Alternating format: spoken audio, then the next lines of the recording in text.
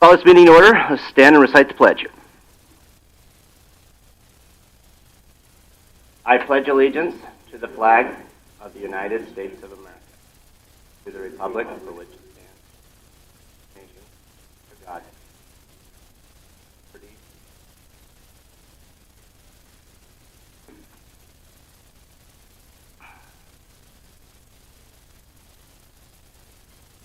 Let's pray. We come to you at the beginning of this meeting with eager anticipation of all that you are going to do.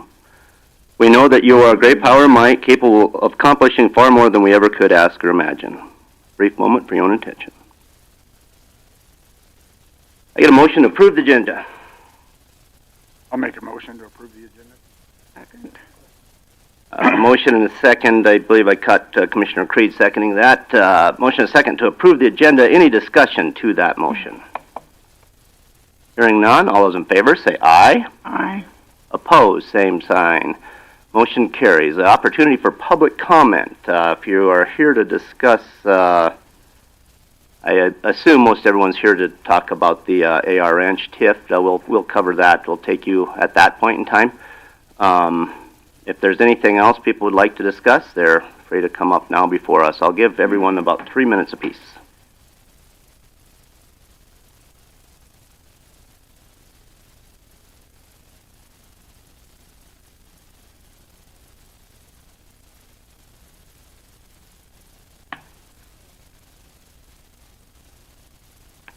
Oh, it looked like it was on.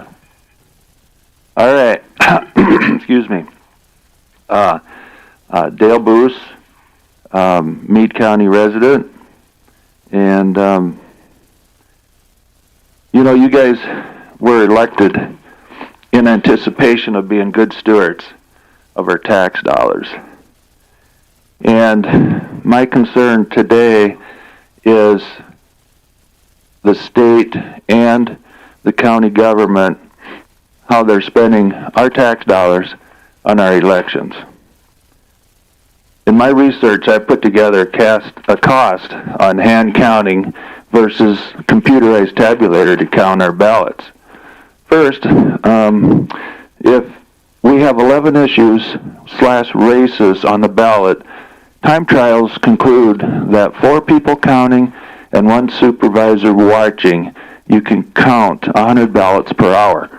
You pay those 5 workers $20 an hour, which is a cost of $100 an hour. You divide $100 into 100 ballots, you get $1. Pretty simple math.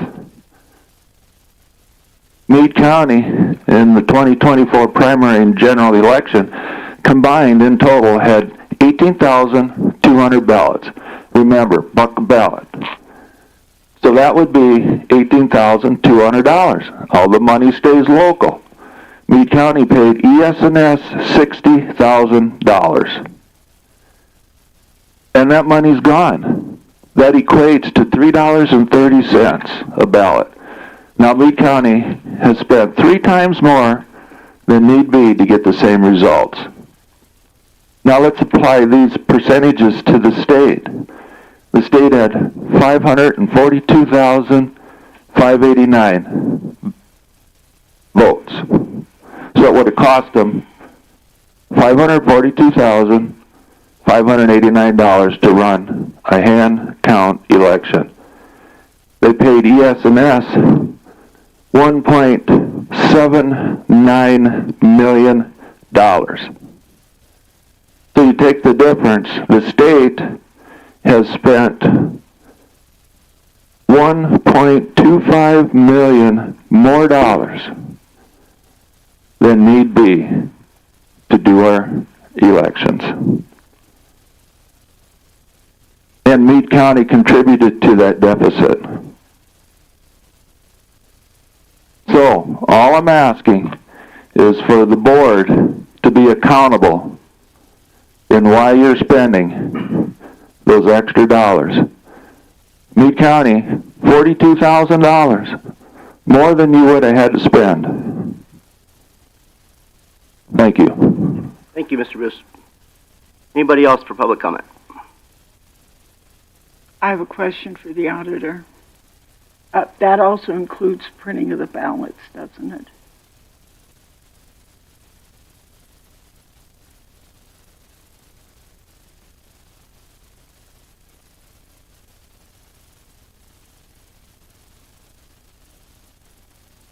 Cindy Cook, Meade County.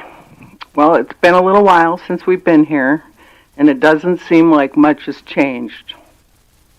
Gary, you still don't respond to my many email requests for getting on the agenda or a private meeting to discuss the election reform, which we would like in Meade County. I would think your number one goal would be to support the president's agenda, paper ballots, hand counted in the precinct, no computers between the voter and the final count. Let's address once again the fact that we can't have our cast vote records or our ballot images. I question how you can sign to certify our elections when the software hasn't been updated in a very long time and truly are uncertifiable. Where's the common sense gone? This past election to be counting until 6 a.m. the following morning when things could have been wrapped up by 10 p.m. the day of the election. No wonder people have lost faith in elections. Who is telling you to use these China machines? By now, you should realize the tabulator machines have vulnerabilities and are open to manipulations. Tulsi Gabbard has indicated this and is putting together a team to investigate the 2020 election. How many of you think the 2020 election was stolen? Show of hands. Anybody think the 2020 election was stolen?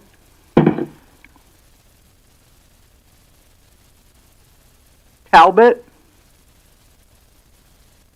Your associate, Sarah Frankenstein, in your law firm, has been using scare tactics to intimidate counties across the state.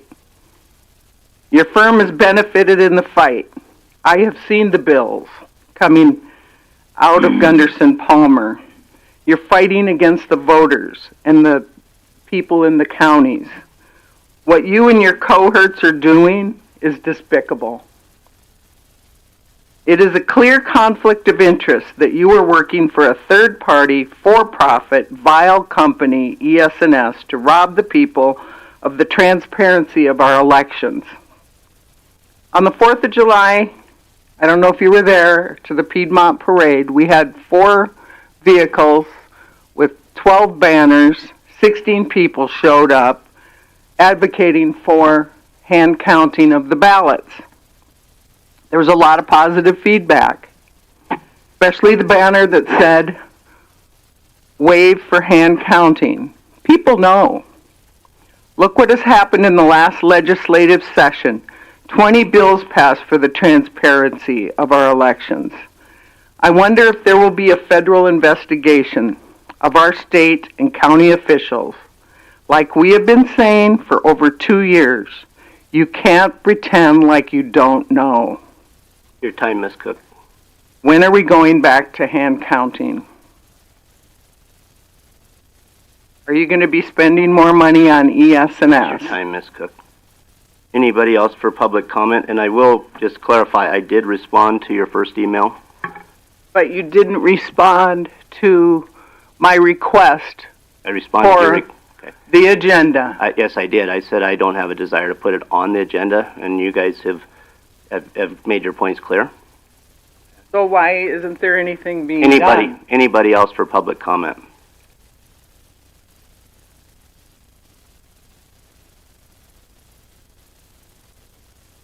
Anybody else for public comment? Not, I'll close public comment and we'll move down to equalization. Good morning, Commissioner Rhea Crane, Director of Equalization. I have included all my reports on board docs this morning. We did have one OHE appeal that was completed on June 23rd. We have reappraisal teams out and about. Cindy and Jill actually are going to Faith. They just about have Faith wrapped up. Still working on our abstract submission with DOR and Encode. And we did actually purchase decals to put on all of our vehicles that John and Mike will be putting on here in the next few days. Any questions for equalization? I noticed that home prices continue to increase with the exception of a minute change in the non-municipal home sales.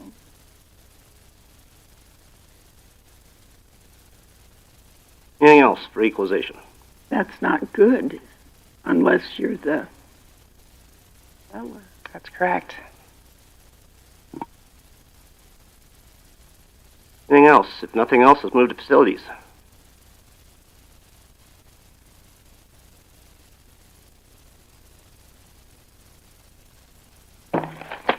Good morning, Commission. Ben Petrocco, Meade County Facilities Director here. Just going to give you a short report on some of our June workload.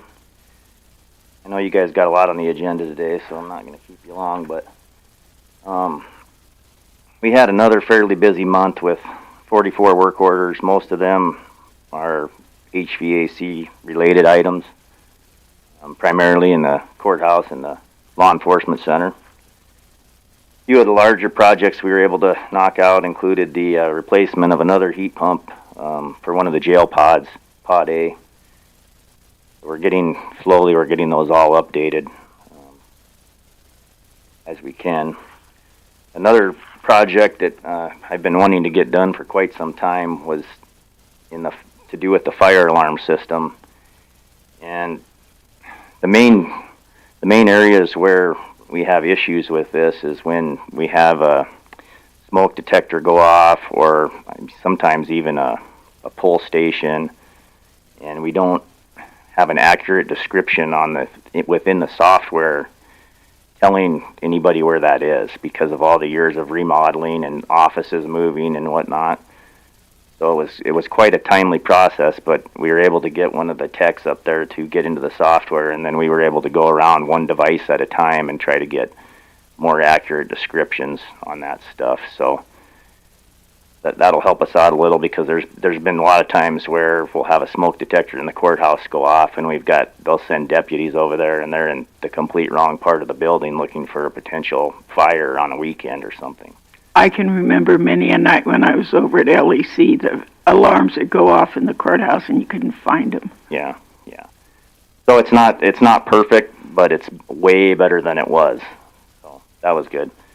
Over the weekend here, last weekend, we had some kind of a power surge. I don't know. I'm speculating it was a lightning strike. The power company didn't know what happened, but it ended up taking out their lightning arrestor on the pole, and in turn it took out one of the legs of our three-phase power into the building. So that created quite a few issues on all of our three-phase equipment in there.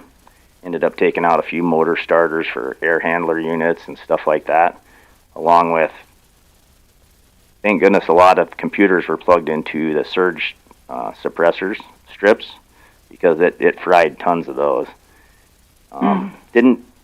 Luckily didn't take out anything huge. It was just, mostly surge protectors, and then no computers that I know of.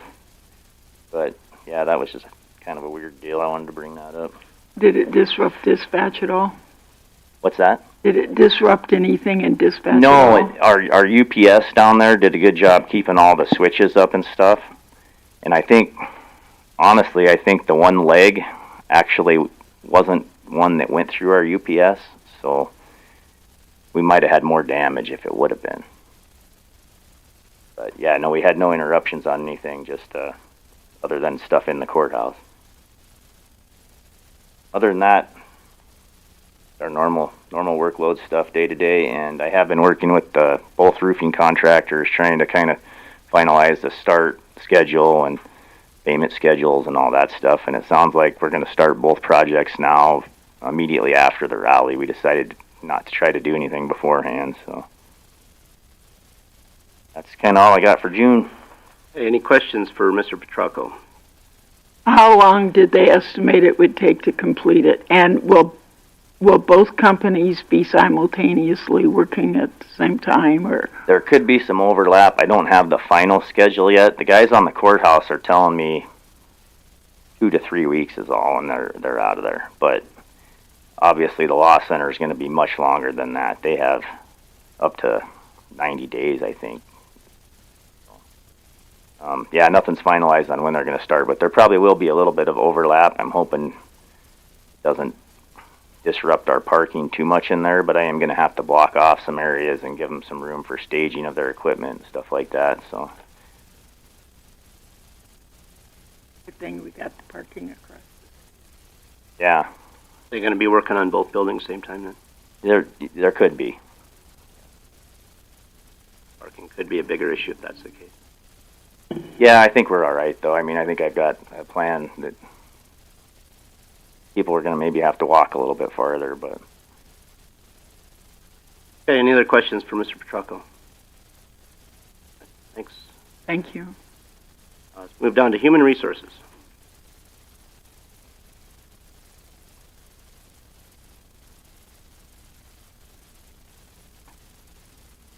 Good morning, Deborah. Good morning, Commissioners. Deborah Branzer, Director of Human Resources for Meade County. The report was printed for public review. I don't have anything to add to it at this time. If anybody has questions, I'd be happy to answer them.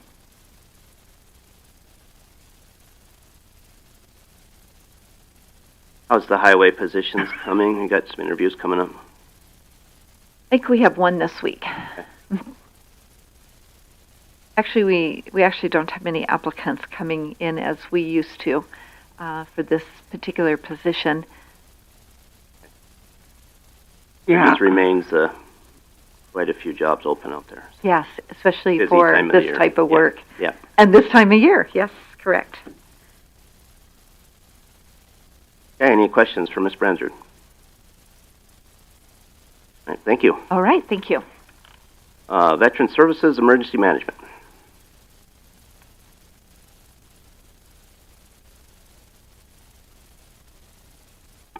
Good morning, Commissioners. Sean Henderson, Meade County Emergency Management and Veteran Services.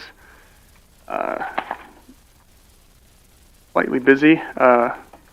July, I have several events that are happening today and tomorrow, but I attended a Department of Health rally planning, a Part 2 meeting that Department of Public Health at the state hosted, involved with the rally, just kind of a kind of like the meeting that's happening tomorrow, but on a smaller scale.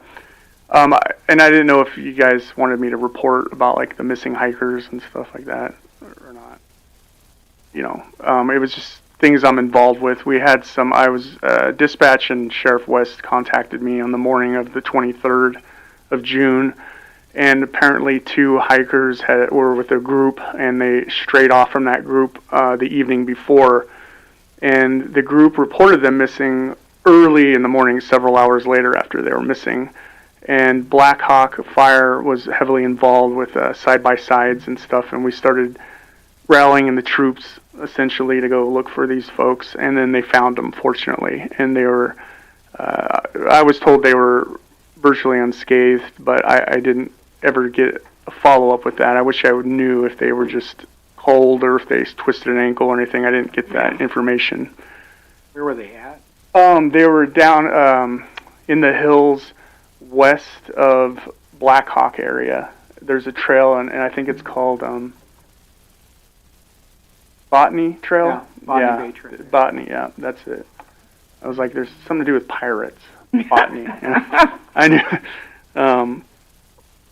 Anyway, and then a couple days later, we had some really bad storms. I know we had a lot this weekend as well, but I reached out to some of our municipal contacts in Elm Springs or damage assessment, and they said, they got some little tiny hail and, no injuries. I was looking for injuries of humans and animals, livestock, structure damage, and fortunately we got out of that for the most part. I haven't heard anything about the storms over the weekend. I've been asking around and stuff, and apparently we did okay this weekend as well as far as Meade County. Well, I noticed on Facebook the Elm Springs area said the roads were in good shape Good. Oh, that's great. following the storm. So Facebook is that was definitely a good source. good news that the residents liked it and wanted to know if they could pull trailers. Yeah, definitely. Busy time. So this afternoon, I'm attending a tabletop exercise hosted by the State Emergency Management with in regards to the Black Hills Energy Power Safety thing. And so I'm afraid I won't be able to attend any budget thing because I have to leave this afternoon, and I don't know how long it's going to last. Was there any questions about my budget at all? Mine's pretty easy. I've reduced quite a bit of it, actually. There was unused funds that it just didn't make sense. I'm trying to align it to be more reality. The only thing I did, the significant change was I'm taking advantage of the printer lease thing instead of buying a printer and ink. It's $130 a month to lease a printer, which is financially more responsible as well. For the taxpayers. They must not want the elected officials at that meeting, or did you get invited? We didn't get invited this time. I didn't get an invite, no. I know they invited some law enforcement, which is typical, which is common.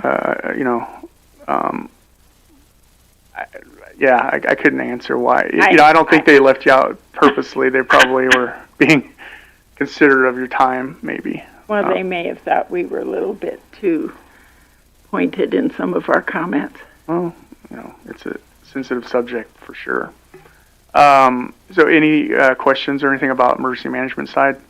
No, I don't have any questions. Commissioner Craig, your liaison of that department, do you have anything to add or questions? No. Anybody else? I see you're all ready for the ground zero and all Yes, that ma'am. stuff, so everything's ready to go. We're getting there, yes, ma'am. Tomorrow's the big stakeholder meeting. How many state people will be out here for the during ground the zero? rally? Yeah. Oh, you EM. like, How many EM people are coming? to our daily meeting? You mean? Well, yeah, that are going to be on site We'll fill during this the room, rally. certainly. Well, yeah, I know. I'm talking about the state emergency management Oh, yeah. personnel.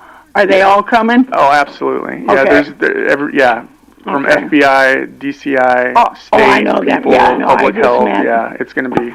I just meant Big party. emergency management. Oh, certainly. They're Yeah. very, very heavily engaged, and Okay. of course the 82nd CST from Ellsworth. Yeah, it's Okay. everybody's focus. Certainly, Okay. a lot of support. So the stakeholder meeting is the big ones tomorrow as well. I mentioned. Should I move on to veteran go ahead. services? You bet. Okay, veteran services pretty generally very, very busy, extremely busy. 109 existing veterans I've helped before, and 33 new veterans. Pretty much. That's about it. Any questions? Good. All Any right. questions for Sean? Thank you, Mr. Henderson. You bet. Move down to IT. Anyone here from IT? Anybody? Mr. Cummins is on vacation this week. Oh, sure. Well, good for him. Auditor. You just have Rhea Crane, Meade County Auditor, and we do have our the expenses through June listed in this report for every department. We also have the revenue report through the month of June as well. Any questions on the budget through the month of June? All right, let's move on down to the overtime report. Questions on that?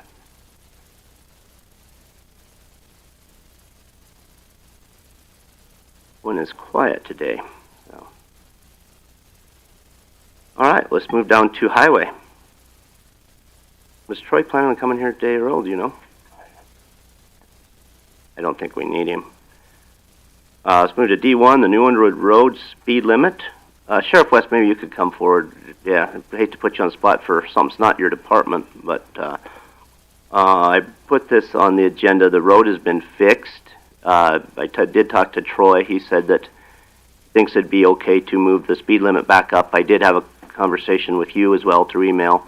You don't see any problems with moving the speed limit back up on that road? Okay. No, I think it'd be fine. Okay. They did a good job with it was money well spent, I think. They got it milled up, and it's a lot better. A lot better. I don't know if you've been out there or not, Sheriff I haven't West. been out there yet, but I've been told that it's way better. Sure. I've been on it several times, of course. But so, Was that overweight citation on New Underwood Road? Yes, Was a it? while back.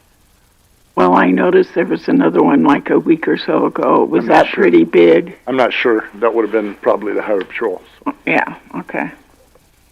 okay, so what we have on the agenda here before us today is, and I think unless there's any more questions, I think that covered it. Thanks. Thank you, Sheriff West.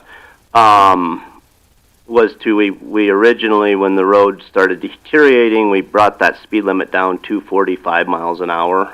Before us today is consideration of if we'd want to move that back up to 55. I think the speed limit on most of the road is 55. Is that correct, guys? So if we'd want to bring that back up to 55 now that that 7-mile portion is fixed, which will require action.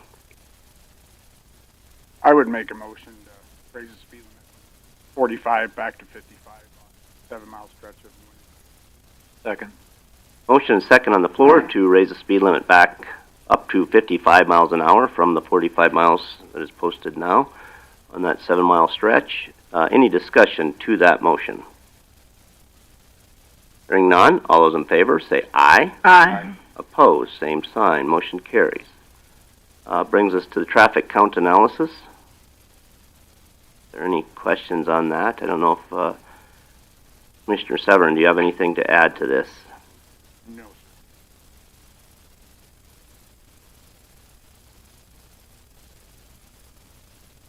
Any other questions? Not, let's move down to, we don't have anyone here from the South Dakota Department of Health, do we? Here he comes. Just walked in.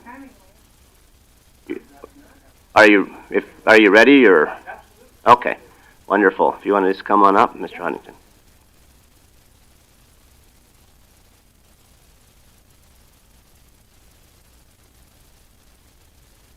Good morning, Wade. Good morning. All right, it was perfect timing then, huh? You couldn't have timed it any better. Wow.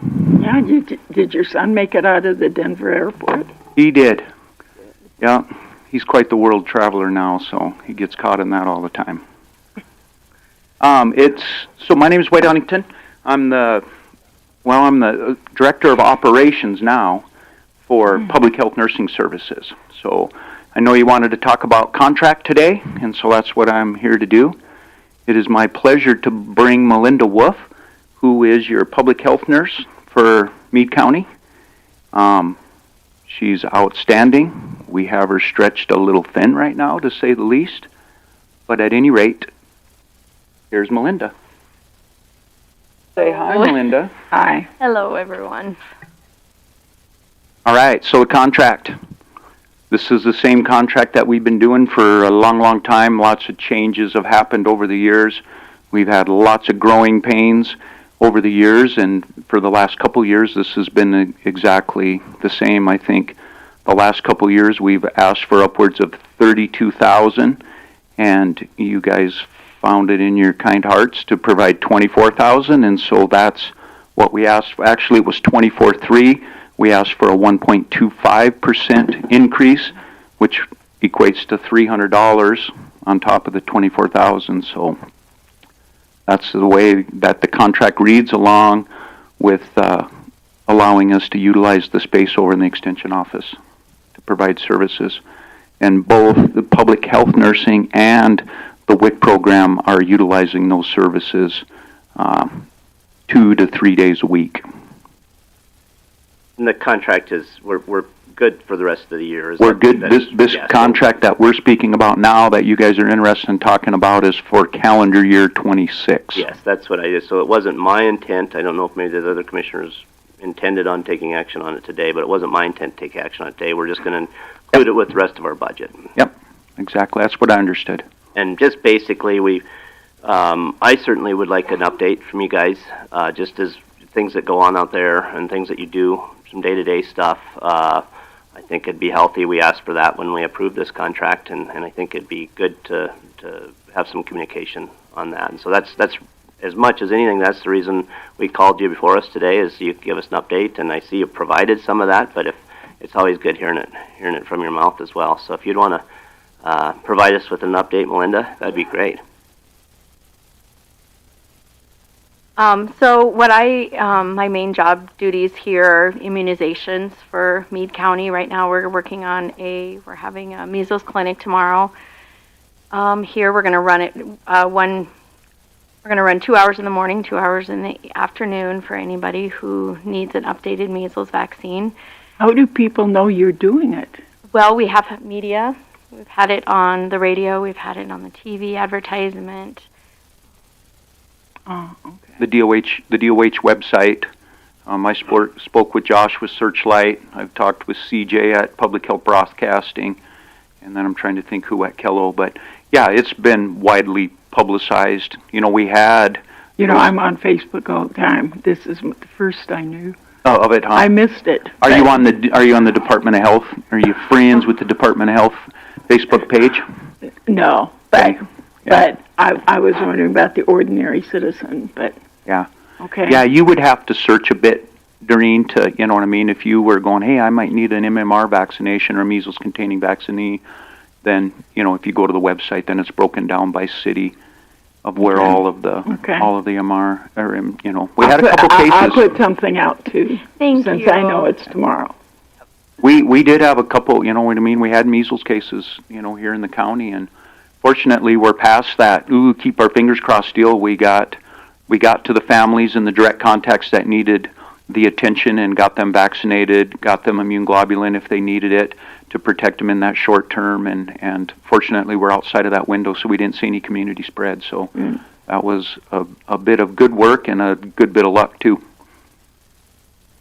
And then the other thing I focus on is our pregnancy care program. So I continue to see moms when they come in, pregnant moms, until after they deliver, and then I do a postpartum assessment on mom and baby.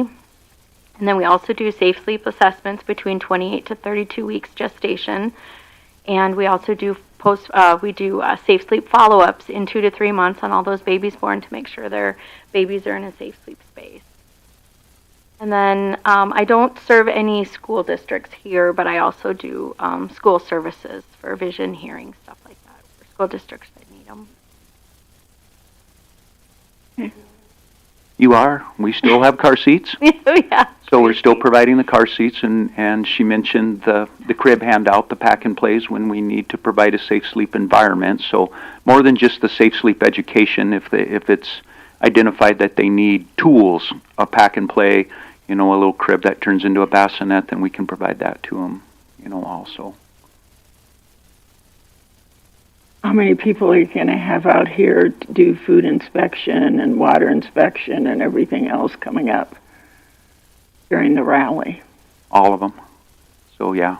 It'll be John, it'll bring his crowd. John Osborne runs the campground and the food and all of that. So, yeah, they'll be fired up probably as early as Tuesday before the rally. That's typically the way it's been. And so they'll be ready to rock and roll, and it'll be a well-oiled machine. I know that they hadn't seen any real increase in applications. Maybe Rhea can speak to that, of what they've seen. Yeah, they were still dealing with about the same. So, yeah, after many years, it's a well-oiled machine. I'll be doing the tattoo inspections, so I expect to have, 15 to 20 we'll see in the county. Just so I can get clarification. The rally stuff has nothing to do with this contract. It does not have anything to do with this contract. I don't know why we're talking about it. Well, I'm talking about it because in the past we've had outbreaks of food poisoning, and I can remember at one time the Sturgis Hospital said their most ER visits was the result of food poisoning, and I can recall times when you have shut down food vendors for cleanliness, etc. But I was wondering if you inspect them more. Do they get inspected just once, or do they get inspected multiple times? Yeah, multiple times. So they'll get their initial inspection, and then the inspector folks will wander around and just do surprise spot inspections, checking temps, food temps and that kind of stuff like that. And that's where that, our over under at the ground zero meeting comes in as to how many pounds of distressed food we discarded. Yeah. Real good. Any other questions? Yeah, I have actually some questions about the contract. So you said that you do some school support, but that not Meade County. Meade County has their fleet of their school nurses, and so... Okay, but that's not the question. So you don't do those services under this contract? We do not. Okay, but you said you do some services to different schools under other contracts? Is that... In other communities. In other communities? Yep. But not part of this contract? Not part of this. Okay, so I'm just trying to figure out, we're paying $24,000 a year, and you have a quarterly report. This actually goes for 4 months instead of 3, so it's more than a quarter. And you're talking about immunizations, and for the first 4 months of the year, you did 18 doses. Does that count, if somebody gets 2 doses, are they counted twice in that number? If they get doses for different things? Those would have been the individuals that we provided vaccinations to. Okay. So yeah, typically, Talbot, that's exactly what, you know what I mean. A kid, for example, coming in for kindergarten vaccinations would typically get an MMR and probably a Kinrix. So many of our vaccines are combined now. Yeah, I understand. And so, yeah, they might get just 3 vaccinations. But those are the individuals that we're seeing. And so when you say total doses given, those are individuals that took the service, not the fact, you're not counting like if a kid gets 2 different vaccinations, that's 2 doses. Right, those are the individuals that we provided vaccines to. There's 18. Correct. And those were for the months of January, February, and March. And April. I did add, yep. And did add April. Typically you would get a quarterly report. You would get, January, February, and March, and get that in April, and get April, May, and June's and July, that kind of a thing. Well, so. Yeah, and you gave away 6 car seats in January. I guess I'm looking at this quarterly report, and this doesn't look like a lot of service for $24,000. The numbers are down, without a doubt. There's a couple things are going on, and that's us getting our feet back under us after our separation between WIC and the public health nursing. Back in the day, a couple years ago, one nurse did everything. One staff person provided all of the WIC, provided all of the pregnancy care, the immunizations, and all of that. And with that separation of those 2 particular programs, which, believe me, needed to happen for a variety of reasons that you probably don't care to hear about. But, it's been difficult. It has been difficult for us to get back to that one-stop shop piece. We're doing a better job of that now with Melinda being here at the same time as the WIC people, so that, the space over there allows us, it's fantastic. It allows us to be able to offer that, and so doing such.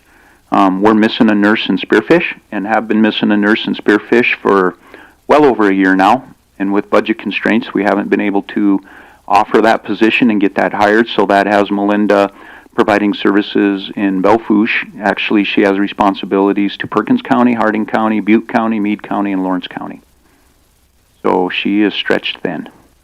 So, yeah. So what does Perkins, Butte, and Lawrence pay for the nurse program? So we have an office in Lemon. We don't currently have a contract with Perkins County any longer. Again, without a ton of details, they were not very happy with the separation between WIC and public health nursing. Butte County provides us a secretary, they provide us a space to do business, and they provide us money similar to the $24,000 that you folks pay. Lawrence County does things a little bit different.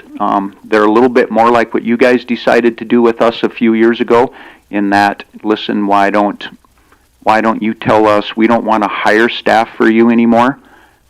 You guys did that for many, many, many years, provided us 2 secretaries, one in Faith and one in Sturgis, and we separated that out, and then you guys paid a little bit more for us to hire our own secretary, and that's the way Lawrence County does it. So Lawrence County pays in excess of $60,000 to offset, because we have our own space in Lawrence County that we pay the rent, move the snow, cleaning services, all of those things that you guys do a great job providing here. What do you have to pay for rent and stuff up there? I don't. It's usually around $20 a square foot. Spearfish is expensive, so yeah. So do you do the same reports for these other counties? We do. Can we see those? Yeah. Yeah, there's not. Ask if those could be sent to the commission. Yeah, you'll see similar numbers. I would say probably Belle-Fourche has the higher numbers. Mm-hmm. Belle-Fourche has the higher numbers for a variety of reasons. Obviously, with that being Melinda's home site, that makes a difference. I mean, when she has an extra couple hours at the end of the week before she's reached her max on her hours, that's where she will stay. We have a secretary over there. And so that keeps things a little bit more organized. And the need in Butte County has always been a little bit higher than it has in any of the other counties. But yeah, you'll see the Lawrence County numbers. I'm assuming I haven't looked at them, but speak to it, Melinda. They're very similar. They're very similar. Yeah. So in Butte County, do you do the schools in Butte County under that contract? I do not. Nope. So where are you doing the school work? I do them in Lemon. Perkins County. Yeah, Perkins. And Perkins not paying you anything? Is that what I heard you say? We have school contracts with the schools, and right, the schools help us with some of the time. We split it 50-50 with the school contracts. I think it would make some sense for us to kind of see the whole picture that you're trying to help us support here, rather than a little piece, because, like I said, for 24,000, these aren't very big numbers. But understand. It's a big picture kind of a thing where it's servicing the whole and how it all comes together. Maybe that makes more sense to me. But looking just at us in isolation, it just doesn't seem to me that the numbers justify the payment. I would, in sharing that information with you is not a problem, but I'd caution you're mixing apples and oranges. For example, with Black Hills State University, things ebb and flow for us in Spearfish. So when school's in, we have folks, you know what I mean, that are coming and going to school, and so we'll see an influx of numbers and that kind of a thing that may not be.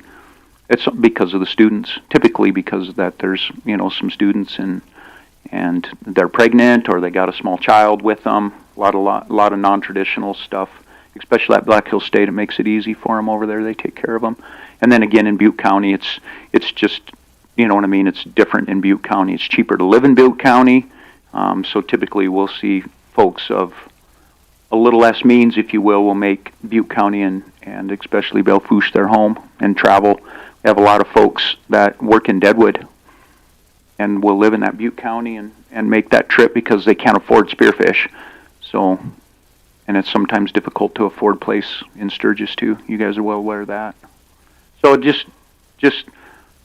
Commissioner Tellett, just, you know what I mean, just a word of caution that kind of mixing apples and oranges a bit because the communities are so very different. And you guys have been around, you know how much different the community is in Sturgis in this area compared to Belle-Fourche and Spearfish, especially Spearfish.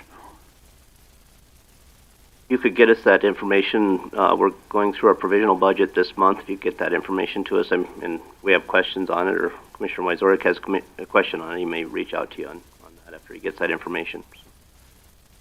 Any other questions for Mr. Huntington or Ms. Wolf? Well, thank you guys for coming in today. It's been good. Absolutely. To get an update. Appreciate it. Well, probably the easiest thing is just to get an email prepared and share it with Rhea, and she can share it with you folks. That would be absolutely fine. Yep. All right. Yep, thank you, guys. You bet. Be well. Happy rally, huh? Nice to meet you, Ms. Wolf. Nice to meet you all. Thank you. Let's move down to commission. A couple of updates here. One from Sturgis Area Art Council and one from South Dakota DANR. Any questions on those? Not, let's move down to the resolution for the burn ban. Typically we set a burn ban during the rally. Mr. Klebrad, would you like to come forward, please? Any questions on this?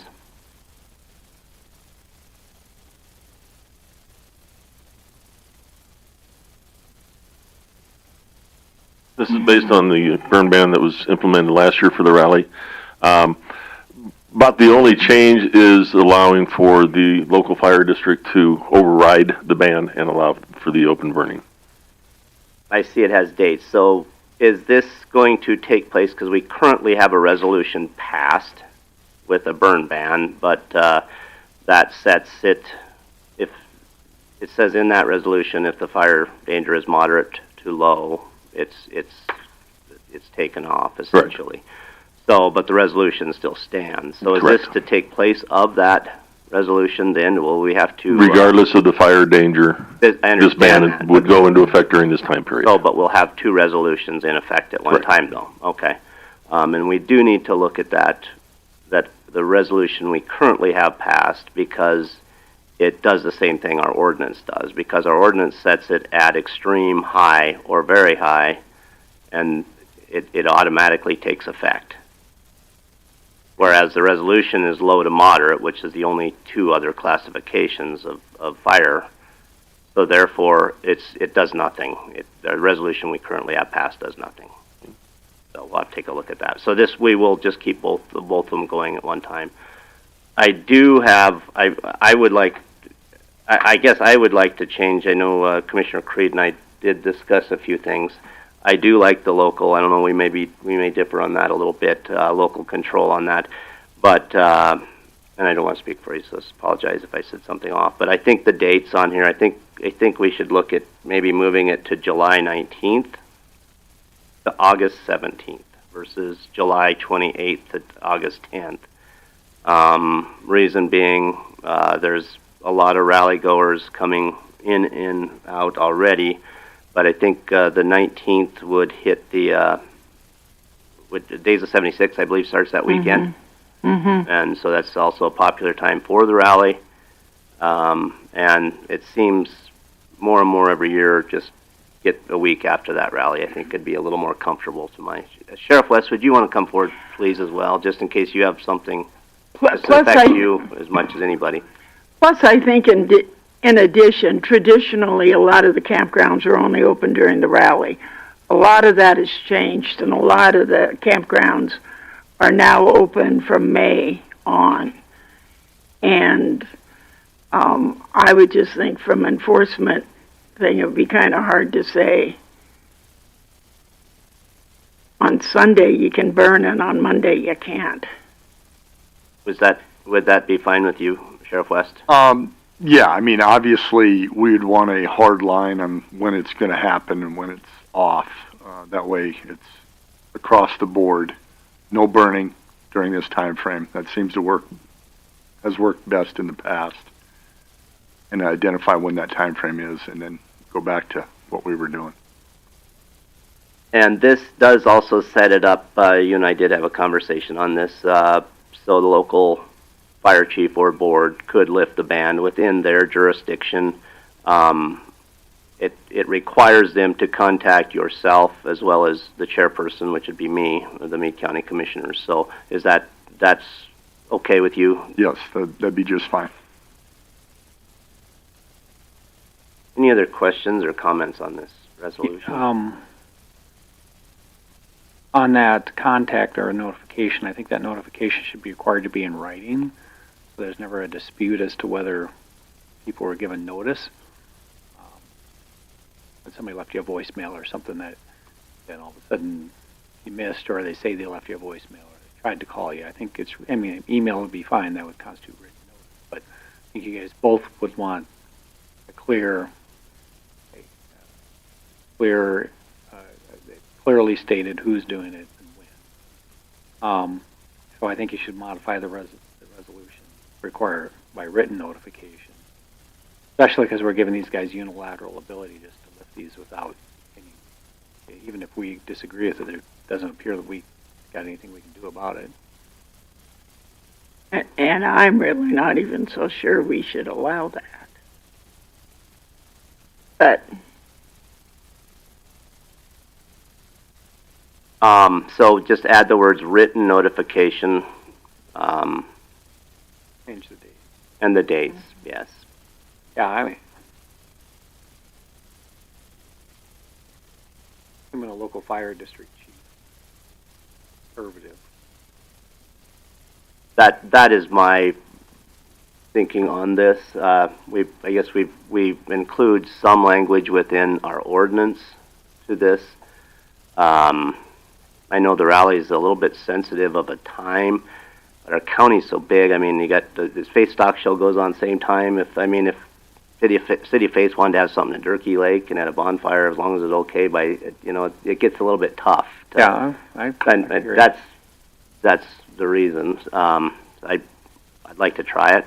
Nothing else. And you're right; those guys are very conservative. I've gotten more calls over this ban. how about if we stipulate that a fire chief outside of the Black Hills area? Because wonder if the fire chief, not that he would likely say so, but the fire chief down at Piedmont says it's okay. And you got the Big Tilford campground, or I can't envision Scott saying it's okay, but if we could have it at Buffalo Chip. So where's the boundary for the Black Hills Fire District? Is that close? Does anybody know? I'm not sure there's such a thing. Basically, there is. It would be just that I-90 is the national forest. Yeah, that's the National Forest for Fire Protection District or whatever it's called, yeah. So there'd have to be a way to define that, is all I'm saying. Where there's not any campgrounds. There's very few campgrounds west of the I-90 out of any. So you could say, well, there's Tilford, and there's Hog Heaven, and there's Rushmore, there's Susie's, and there's... the Tilford... I'm not... It also, we got to remember, it requires the fire chief and the board to take it off. So they don't want to be fighting fires.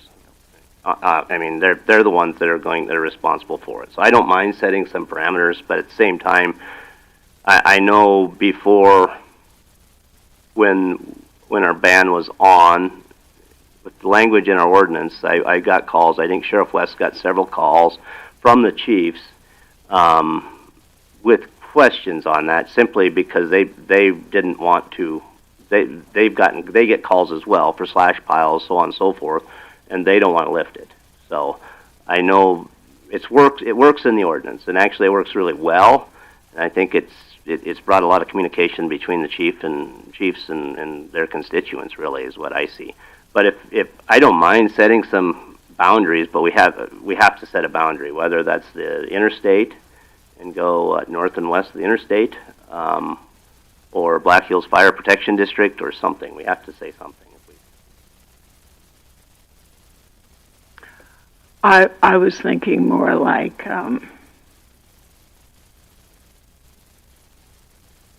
20 miles east of I-90, because that would be all your rural departments. And you're right about the Faith Stock Show and all that. I could see where, they would want some. I don't know if they ever do, but I could see the possibility. I also know that sometimes somebody could be persuasive, and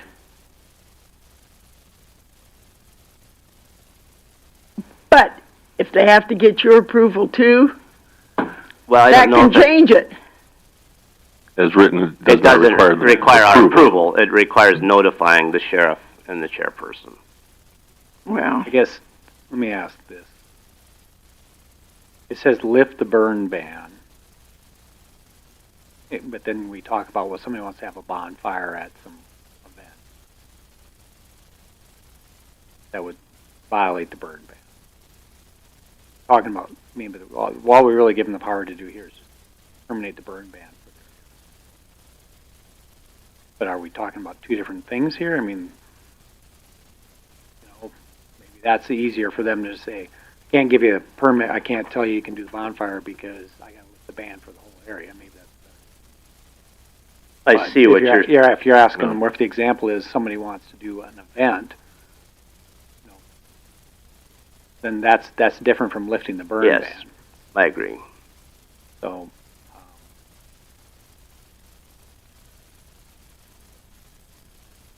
kind of hate writing these on the fly. Well, but maybe what we need to do is make these couple edits we talked about. Frankly, I think it's too difficult to start putting distances in because of the way these lay out. I think you're just going to leave it to them. But if we do this, maybe what we need just to ask them is, do they want us to add something that says they could give limited permits? But then the difficulty for enforcement is, do I have a permit? But I mean, when they do like slash burning piles, at least federal, they'll email you or something, or you'll file for online for a permit, and you have it electronically, so you can show law enforcement if they show up. But that gets fairly complicated, so I'm not sure they want to get into that. So, what were the dates you were talking, Chair? July 19th, which we could, our meeting is July 22nd, so... 19th and what? July 19th to August 17th. So I'm just going to make a motion to adopt the resolution with the modifications of changing the dates from July 19th to August 17th and adding the word written before notification under the be it further resolved number 2. I'll second that. I have a motion and a second on the floor to adopt this resolution with the changes made. Any discussion to that motion? Hearing none, all those in favor say aye. Aye. Opposed, same sign. Thank you, guys. And maybe that's something we can task like EMS to talk to these guys to say, do you want some, in our burn ban, do you want some limited power to allow special events by permit? And that would be, yeah, I know where you're going with that, so you could say per event, or you could say can lift for an event. Or yeah, I mean, but something to that effect. Yeah, but maybe they don't want that power. I don't want to try to second guess that, but it's maybe a discussion worth having. Sure. I do recall a couple rallies where we've had uncommonly cold, wet rallies that maybe somebody would say fine. Who knows? This year could be one of them. Yeah. Well, and the thing is, it didn't rain last night, so if they don't want the power, and we don't need to drag this on, they don't. Right. They can always say no. I mean, right. It's pretty easy to say no if they don't want. Well, and they very may not want the power to give event exclusions because it's just too much work and too many things that have to run down. One thing we used to have to approve, and it has not come up, and I don't know if we changed our ordinance, Ken, but remember when we had to always approve different pyrotechnic shows? I don't attend Buffalo Chip or Full Throttle on a regular basis, so I really don't know. Just a week every year. Just every other year, or when it's, some... Have they been doing pyrotechnics out there, Pat? You have approved? You haven't been there either? Well, what the heck? We just are... The commission did approve 2 pyrotechnic permits in 2024, and you will have one at your next meeting, and perhaps more will be coming. Okay. So and that is in our that is in the ordinance. The pyrotechnic stuff is in the resolution. There's 2 separate, which is different than fireworks. Is it Buffalo? Yes, I know. Is Buffalo Chip the one that's going to have pyrotechnic? The application we received is for Full Throttle for the Disturbed concert. Sounds like something you want to go to. Yeah. Absolutely. Has her tickets already. Yeah. Okay. They could be right out there in the audience, and I wouldn't know it. Brings us to 10 o'clock, which we have two hearings. We have bid opening award for asphalt surface treatment.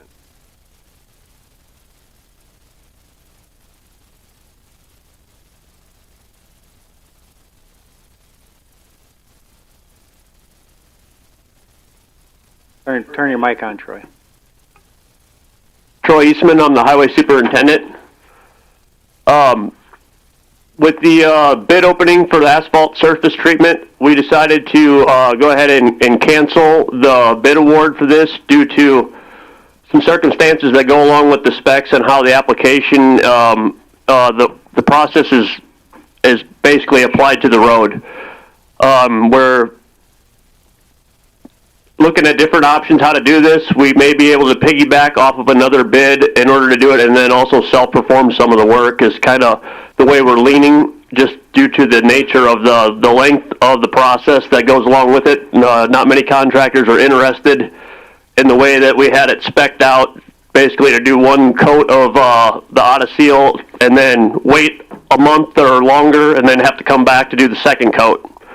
So we're looking at doing the aggregate portion of it ourselves and having them spray the asphalt or the bituminous coating to make it more affordable, and then also just to get more competition in it. And we have several people willing to do that as far as the piggyback part of it. It's just the time frame of the Auto-Seal and the thickness of it, it makes it a little bit more difficult than a normal chip seal. So that's where we're at with that.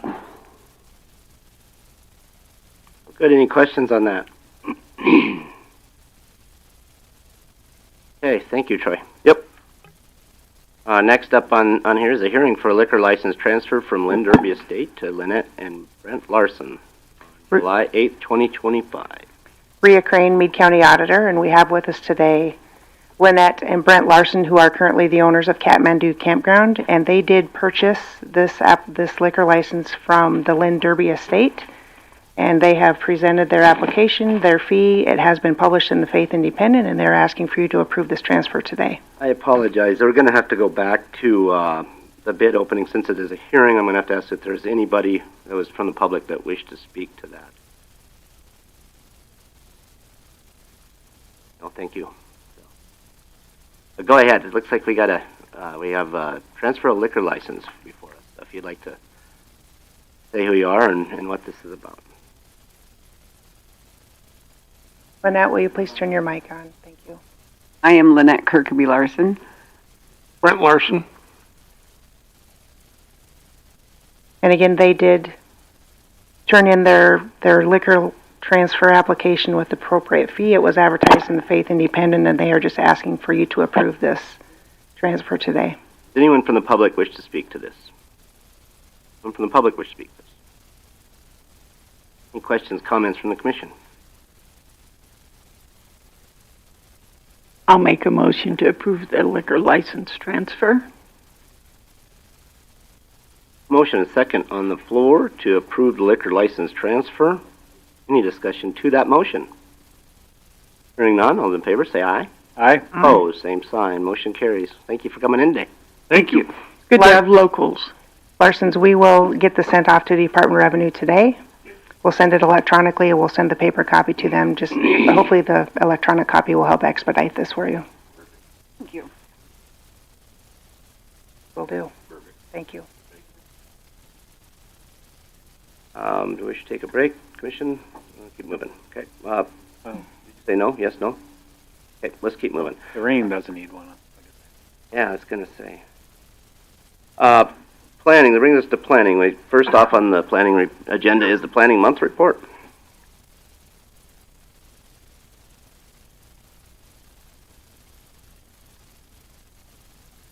Good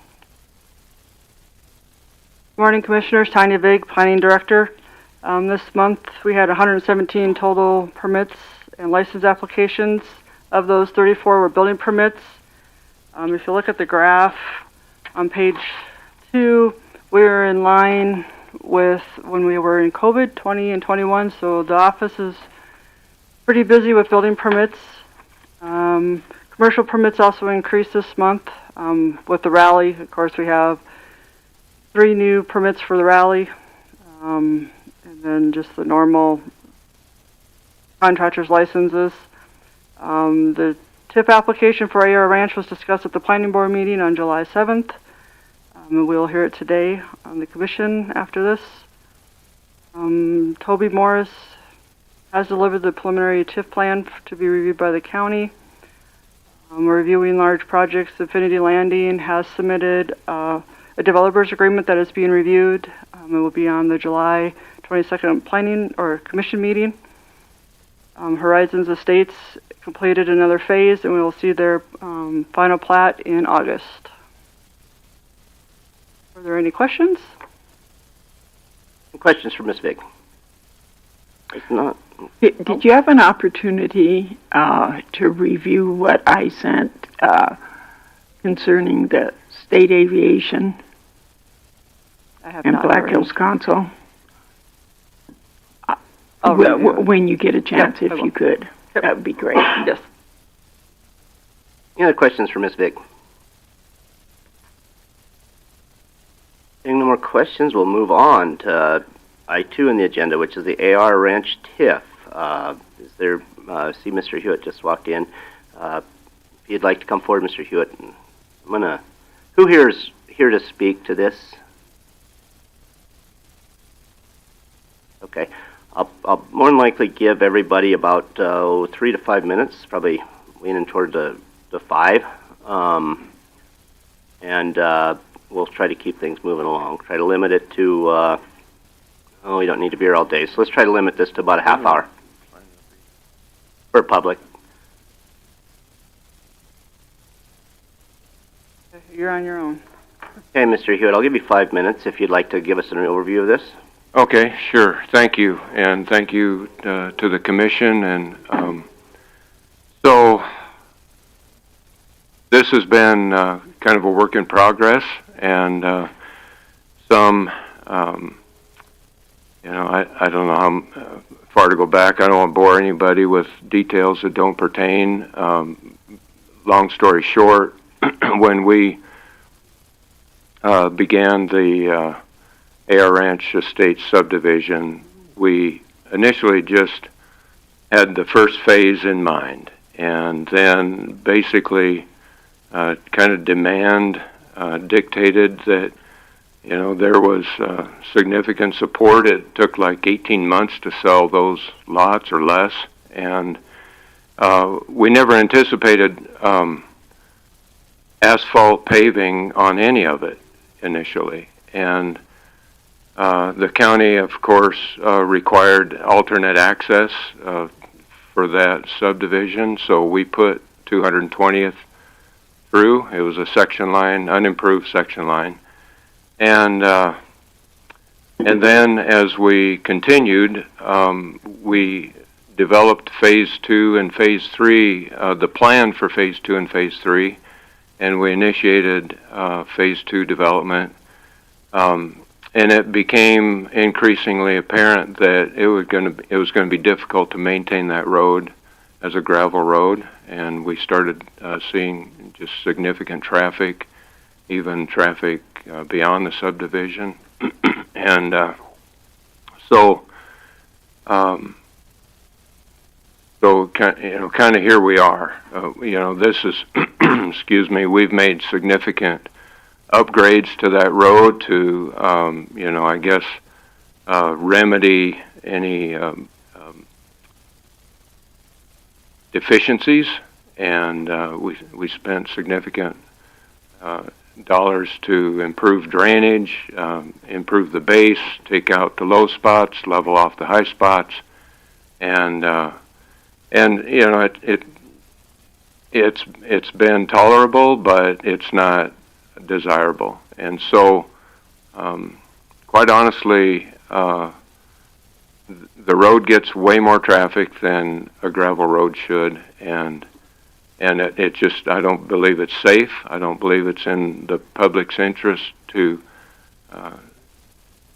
keep it as a gravel road. And so, so that's I guess, we've tried other alternatives to rather than a TIF, but with the requirements that are imposed to asphalt pave that road, we believe this really is the best approach to the county and the community to open the possibility of additional,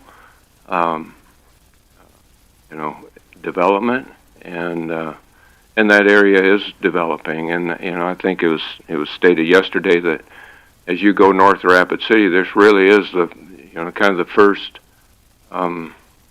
available conduit to connect Erickson Ranch Road and Haynes Avenue before Elk Creek Road. And Elk Creek Road obviously gets an enormous amount of traffic, and you can see, it's taken a toll on that road already. So we believe it's right. We certainly don't intend or expect to put any burden on the homeowners there. We initially considered a road district, but that would have required the local community to support that road. And it being a through road, that's really not the right approach to take. So with the extent that development's already happened there, will continue to happen, is continuing to happen, it's a foregone conclusion that there really isn't any question about the feasibility. It's already there. So I believe this is the best approach. Hey, thank you, Mr. Hewitt. I'm going to try to have the commission refrain from questions, comments. If you could write them down, we'll let the testimonies go first. Is there anybody else here that's a proponent to this TIF, in favor of this TIF? Ma'am, if you'd like to come forward, or sir, whoever would like to come forward and speak to it. Like I said, I'm going to try to keep this limited to about half hour total, and so be cognizant of everybody else's time.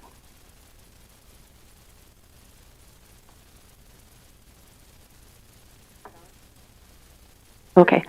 My name is Sandy Nelson, and I am not in the HOA in the green. I am just north of that HOA in the green. And I just wanted to mention that I use that road 220th as a pedestrian. I actually go running there, and it is not a safe road. I try to get as far over on the shoulder and be visible to traffic as I can. Most cars try to see me and also try to move over, but when they move over, it's not safe for them because they have to move over into oncoming traffic. Now you would say, well, why do I have to do that? Why do I have to use that road as a pedestrian?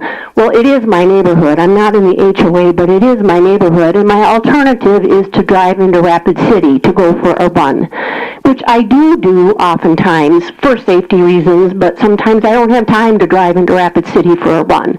So that is my neighborhood. I do enjoy running through my neighborhood, and that road could be safer.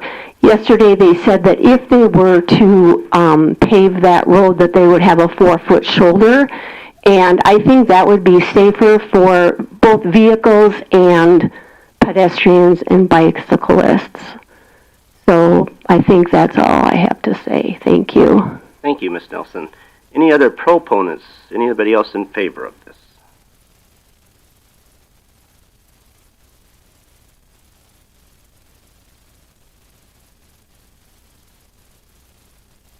My name is Philip Nelson. I'm not in your green zone, but we did receive a letter. I'm not sure how far these letters went out. I was here yesterday and listened to a lot of people that didn't seem to understand how this was presented and how it was proposed to move forward. But I think if you look at this, it started out as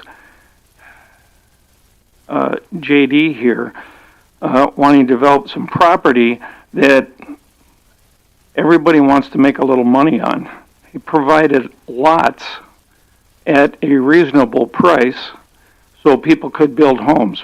My son-in-law and daughter live in one of those properties. They were having a hard time finding a place affordable to live. They chose that.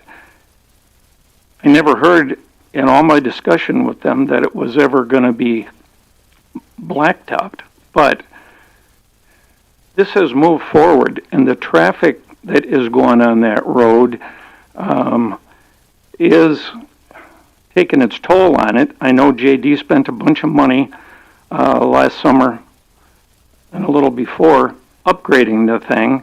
It's in pretty good shape now, but it's going to continue to get traffic on it, and it's going to be wore down. What I don't understand is there is now, I don't know how many lots are in phase one or how many are in phase two. I'm going to guess maybe 35 in each one. Approximately. This is tax money that is now coming into the county that wasn't there before when it was, whether it was a hayfield or a grazing land, but tax money's coming in. Now, for some reason, it seemed to become clear that the county is not maintaining the road. It may have been a requirement for these two developments to go in for JD to supply a road, but he doesn't own the road. At some point, it has been turned over to the county, and the county needs to maintain the road, but the county is not maintaining the road. My access to my property comes off 139th. The county has been maintaining and does maintain 139th. I don't understand why they don't maintain 220th, because a lot of the confusion was who's paying for this. People were worried about that their taxes were going to go up and all kinds of other things. But I see this as an improvement in infrastructure. Eventually, someday, this road is going to go through all the way to Haines. I don't think there's anybody here that's going to say that that's not going to happen. But if it doesn't happen today, it's going to happen in the future. If we don't, with all the work that's been done to get to this point, apparently there's been some direction from the commissioners to staff as to how to move forward and what to do here, because it has gone through every way that it's supposed to. I see it as an improvement and eventually continuing the thing on. This road is used by a lot of other people than who live in these two developments. And it needs to be shared by everyone around. I see this as a way that it's going to happen. There's apparently money or a way to do this that if it isn't used here, it may be used somewhere else. I would prefer to see it used closer to where I live and where I use it. But there is plenty of tax money that's being generated now by the homes that are there that wasn't coming in before, and I don't see the county spending any money in that area. They're currently not maintaining the road. I don't really see what kind of infrastructure these taxes are going for. It's going somewhere else. I think this is a perfect way to upgrade, make it safer, improve that area, and it only improves everybody else's property, and it's not going to increase anybody's tax on it. So if we're not going to do it now, when are we going to do it? Who's going to do it when JD, if this gets denied? I think it's part of your responsibility as commissioners to take care of everyone in the county and not just listen to a few people in the HOA that are That's your confused. time, Mr. Nelson. Thank Okay? you. Thank you. Thank you. Any other proponents to this TIF? I'm giving everyone about 5 minutes. Any other proponents to the TIF?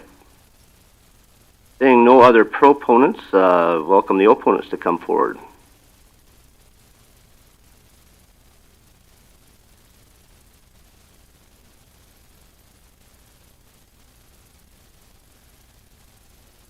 Good morning. Brian Conley, Conestoga Loop and AR Ranch.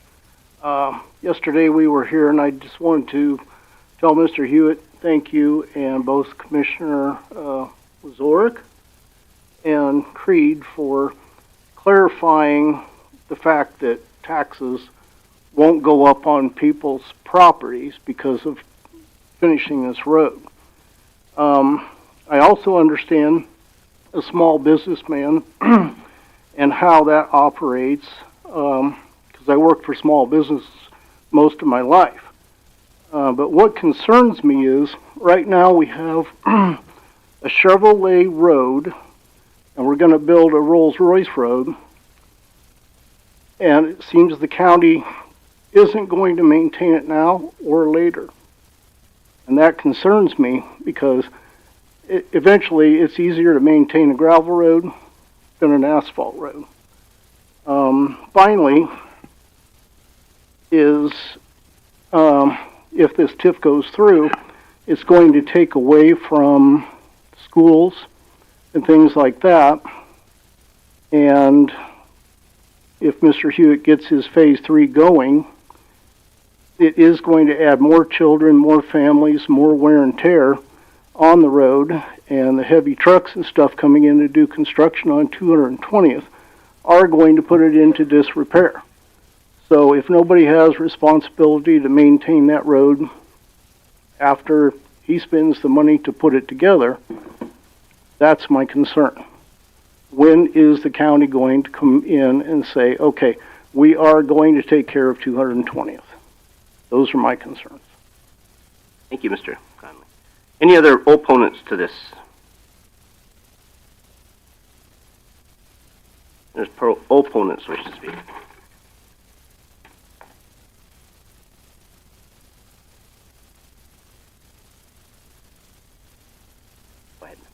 Hi, I'm Carrie Bullion. I'm president of AR Ranch Estates HOA for Riata Loop. Our community consists of 34 sold lots in Phase 1 and 35 in Phase 2, with 17 already sold. It's a well-established and active community built on transparent planning, and it continues to grow. On behalf of residents from both phases, we formally oppose TID number 3 due to major concerns already detailed in a letter that I sent in. It's signed by an overwhelming majority of the residents of these estates. I'm going to focus briefly on the impact to the county, the finances, the legal obligations, and public trust.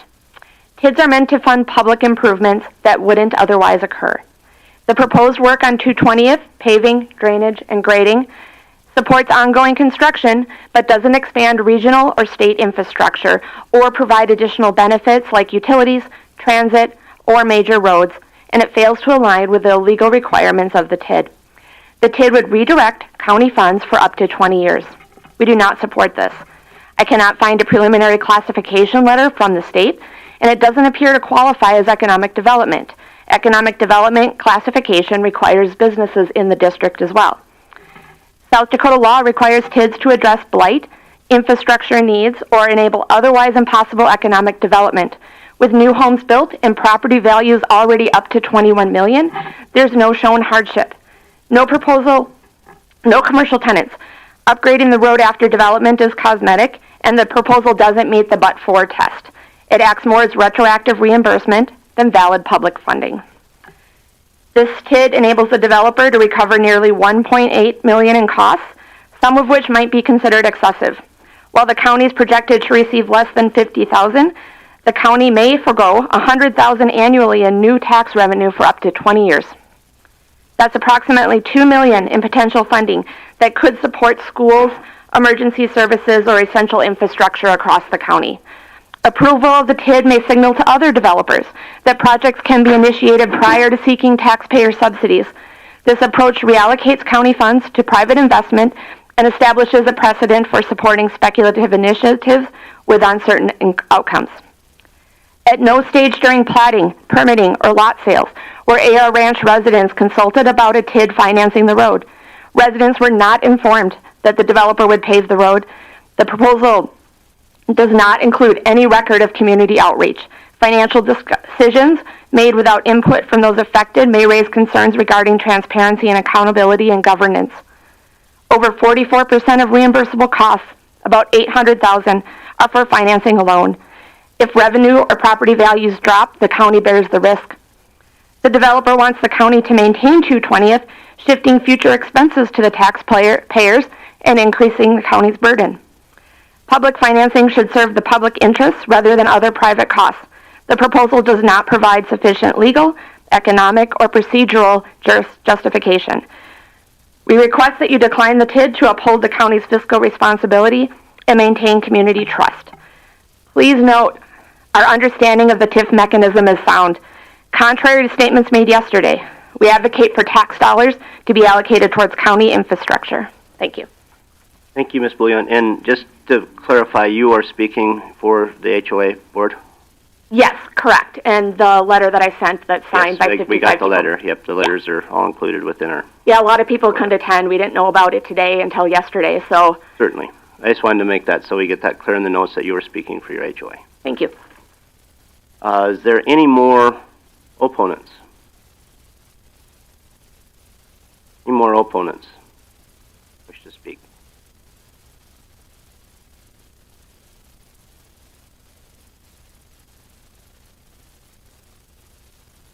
What are you doing this morning? Dave Kinzer.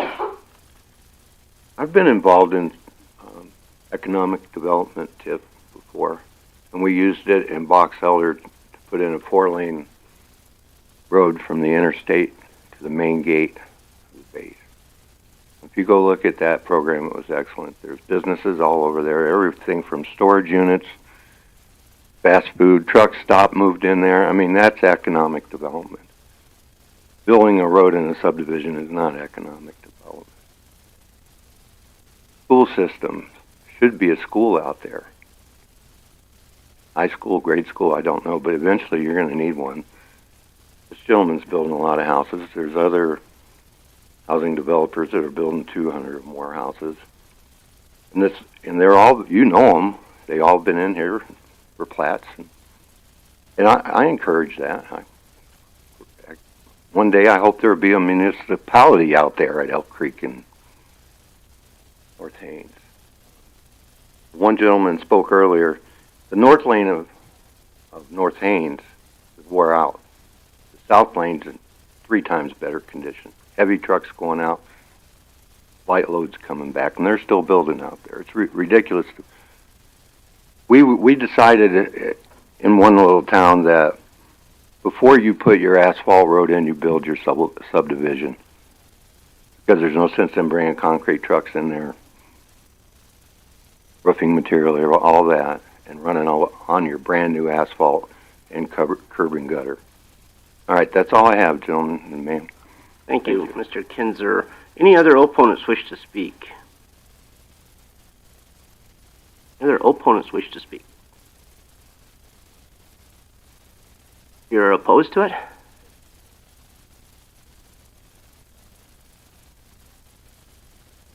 Okay. Do you have anything to add, Mr. Trelaw? Real brief, since you missed it, though. So, I believe that you guys have probably already covered the bases. Just give you a couple minutes, and I'm sure there's going to be questions. So I'll close it to public testimony, and then. But if you want to give a couple minutes, go ahead. Sure. And I'll just start with a little bit of history. This is a project and a TIP that we've been working on with the county for quite some time. We've been in here before, received some direction on exactly what the scope of this should look like, the size of the TIF boundary. There's been a lot of questions as to effects to the school district and how those are made whole through the state funding formula. And I believe all of that's been covered fairly well, either through the project itself is limited to just the paving of 220th. We have the paving of 220th and some drainage upgrades that are fairly significant. They include everything from larger culverts to a box culvert to really get the drainage controlled underneath that street as well. The asphalt paving itself is meant to create a better road and to do a lot of the things that we're talking about, lower maintenance, make it easier, safer for everybody to use. This project would not and will not happen without TIF. So that is the ultimate decider of what was talked about here. This TIF makes paving this road possible. We've talked about wider shoulders to allow for pedestrians to have a safer space as well. Better access for the school buses into this area. I think it's important to note too that many of those homes that have already been built, those tax dollars that they're generating, they're froze and they're going to go where they're going today. Or a safe lane of traffic on 220.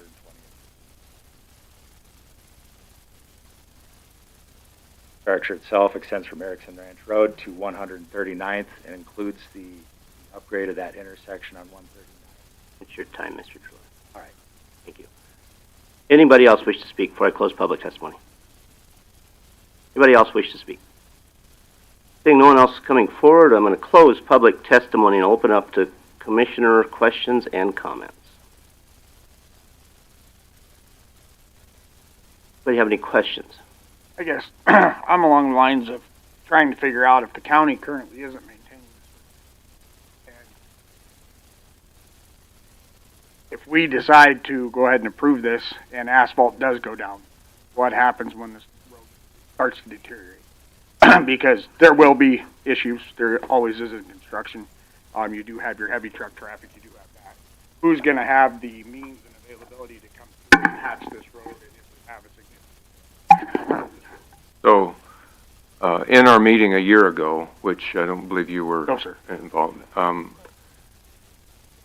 that discussion was, that question was discussed. Nothing was completely decided, but my approach to that was and would still be that as the developer, we would continue to maintain the road until the TIF is retired, at which point the county would take over maintenance of that road. Now, as Mr. Nelson indicated, right, wrong, or indifferent, that area was converted from a prairie dog town that generated about $500 a year in tax revenue to, at its current state, subdivision that generates probably close to $300,000 in tax revenue a year, and could easily go to $500,000 in tax revenue per year. So the improvement of this road, and like Kyle indicated, a TIF doesn't go back and reallocate tax revenue that's already on the books. It's a tax increment. So it's the increment that is set aside to repay the TIF. And I think the numbers speak for themselves. The county has to, at some point, assume responsibility of a county infrastructure. One thing too, in the correspondence back and forth with the county, JD has agreed to, when following state bid law, when this road goes out to bid, that he'd provide a warranty on the work as well. So that's built into the contract. Any other questions from the commission? Well, as you all know, I was here yesterday and I planned just to come and observe. I was hoping Talbot would talk first because he's the chair of planning. And I've had no involvement in any of the discussions of this TIF other than your first initial presentation, in which I think I made it pretty obvious at that time I was not exactly overjoyed at the prospect. Since then, there's been many changes. Most importantly, the legislature changed, and they changed how. Taxation is going to change in the next 5 years, and it's something that none of us can predict, and how we do not even know at this point in time how cities, counties, and school districts are going to be able to provide basic services. I'm glad you mentioned that that area is now producing about $300,000 in taxes. That's great. That means about 200,000 goes to the school district, and I would assume that out of all those houses, you have a high number of students that attend one of the Meade school districts, and that money helps pay a portion, not all, of their educational costs. Then that other $100,000 is left to cover all the law enforcement, the court system, all the other roads that the county has to get you to your house.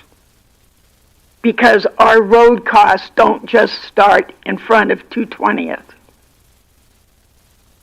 I also made it clear yesterday I was absolutely abhorred when I read this economic impact statement, because frankly, I believe, Mr. Tulor, and I'm going to look at you because I don't think JD did it, and from what I read, Vanacker Canyon got about $30,000 to put together this TIF proposal.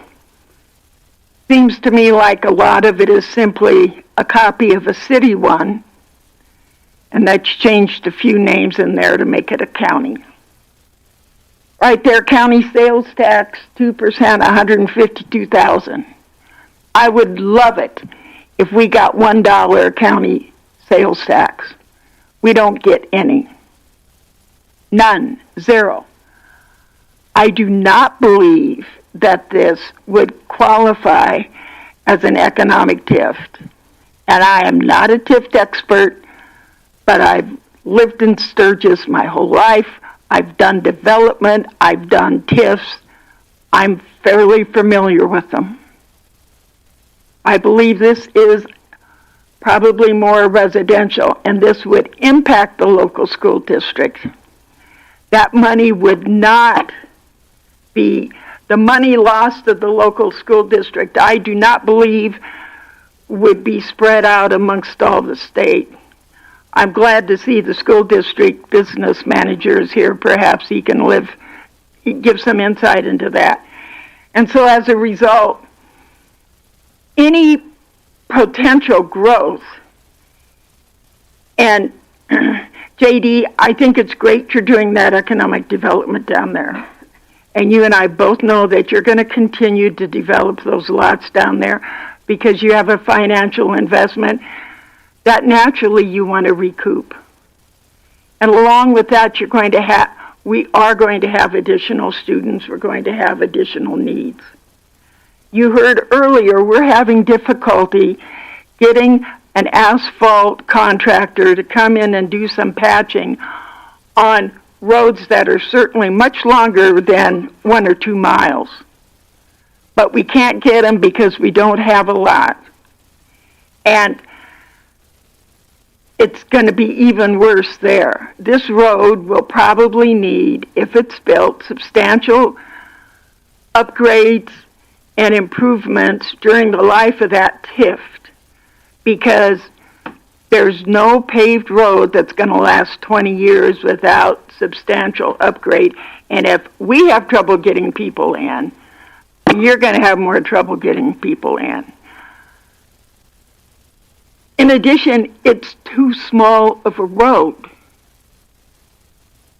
Meade County has been scrambling with what do we do about the subdivisions that are moving in, because they are putting an added burden on our entire county road structure. When you mentioned the 110, yesterday you mentioned once 110 average cars a day on that road, then you later mentioned 120 to 140.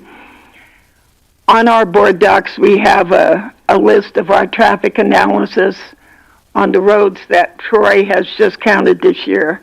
I did a rough check. We got 15 roads that have far more than 110. The state suggests asphalt when you get 400 cars a day. We need to somehow put together a comprehensive overall plan on how we can build suitable roads to accommodate all these subdivisions. We may need one giant package or something, but such a small one isn't going to do it. And once we give it to you, every other developer is going to come in with the same request. But they're not going to be coming in with you already have, due to 1 and 2, a pretty good tax base. So we'll still be getting, the majority, the chunk of that money off your first 2 developments, no doubt. But a lot of these new subdivisions, they may not have any. And I just don't know how, with the legislature and everything, how we can afford at this point to do that. I'm sure you've all seen, I do not want to get the county into the same situation that the city of Sturgis is in. I certainly believe in safety. And then another thing, before I forget. Yesterday he said the road would be 24 miles, or 24 feet. In this document it says 40. I don't know what to believe when I read the document. Here to answer that, Mr. Troller. The proposed road is 24 foot wide with 4 foot shoulders. So then you'll change that in this document that says 40? Yep. You guys care to address anything Commissioner Creed brought up? Real brief. The only thing that I would say, and I think it's going to echo a little bit what one of the gentlemen said before, is that this is the opportunity to have somebody pave this road at their expense, ultimately the county is not going to, aside from the maintenance, this is the chance to get this road paved with private financing at no risk to the county. So yes, there's a lot of infrastructure that needs to happen. If this doesn't go forward, this road doesn't get paved, and then, yes, you are looking for some sort of future answer on how to improve infrastructure. You have an answer right now to get this done that is being borne by JD to pave this road. We do have one TIF right now, and it has not lived up to expectations. So if I could address some of these comments, Chairman. Part of the rationale in this approach is the fact that we're not coming to the county at the outset. We didn't come to the county to buy the land or to put the roads in or to put power and water and cable and all of the infrastructure in. But rather, once we saw the demand and the use and the benefit, overall benefit to the area, it became apparent that this would make a better subdivision. And I don't believe any resident there would rather drive on gravel than pavement, if all things being equal. And like as Kyle mentioned, this really is, I think, a perfect formula for the county. You already have a tax base.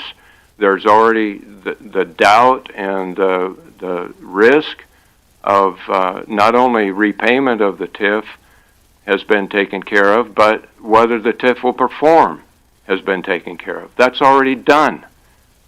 Are you going to pave the internal roads? I would like to work with the HOAs to develop a road district that would be for their road. Now, that may not apply on Phase 2, because if it develops into Phase 3, that would impose upon those roads. So, that has to be discussed. We may just go ahead and pave those roads in Phase 2, but We've never made any promises to that effect. We've never taken any position. I will tell you this: there will not be, as far as I'm concerned, there will not be another lot platted until this road is paved, because I'm not going to continue to try to keep a gravel road with the kind of traffic that it's. Okay. Any other questions from the commission? Commissioner Wyzorek, did you have something else, Commissioner Freak?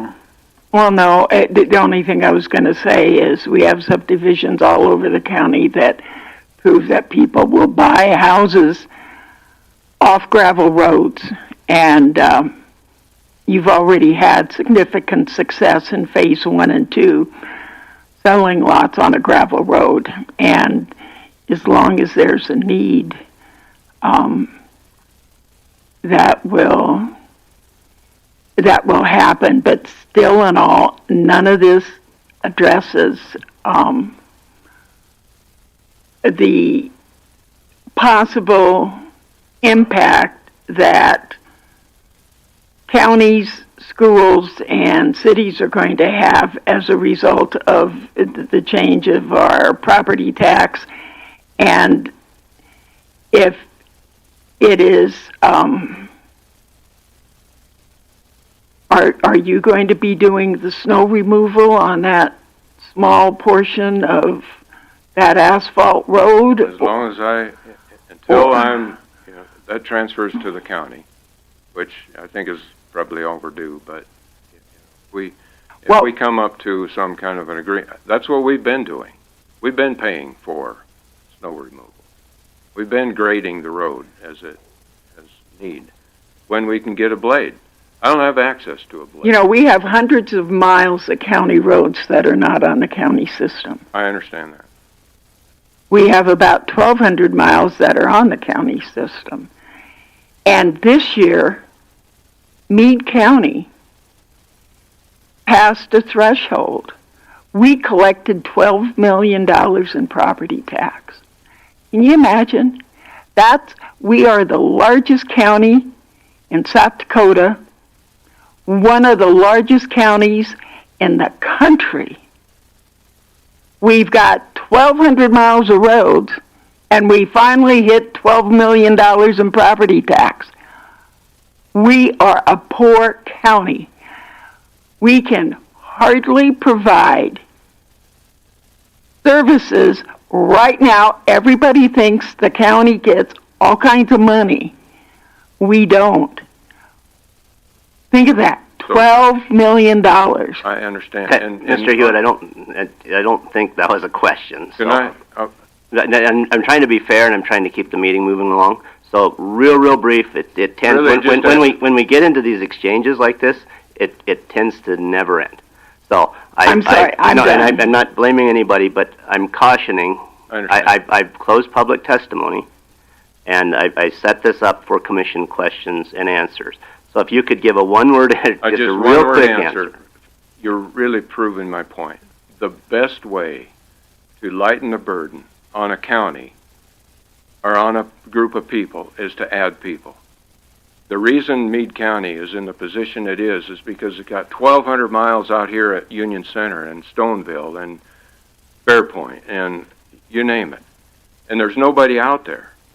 And you've done a great job at keeping the ag taxes at a rate that people can tolerate, can afford. We're talking about nearly $500,000, probably more than that when 70 houses are built, that will be generated out of 12 million. Okay, let's keep moving along.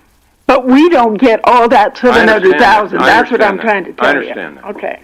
Commissioner Wyzorek, as chair of the planning committee, do you have anything you'd like to add? I think you had a long day yesterday as well. So, I think it's unfair to Mr. Hewitt to point to a TIF that was done 12, 15 years ago that included interior roads, was done in a way that I was on the planning board at the time and not the commission. Planning board thought that shouldn't have included the interior roads.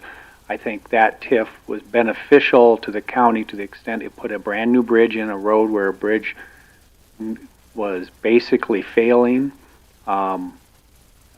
There's been some issues with it. It had more to do with the county's paperwork at the time than anything else that we're still trying to clean up.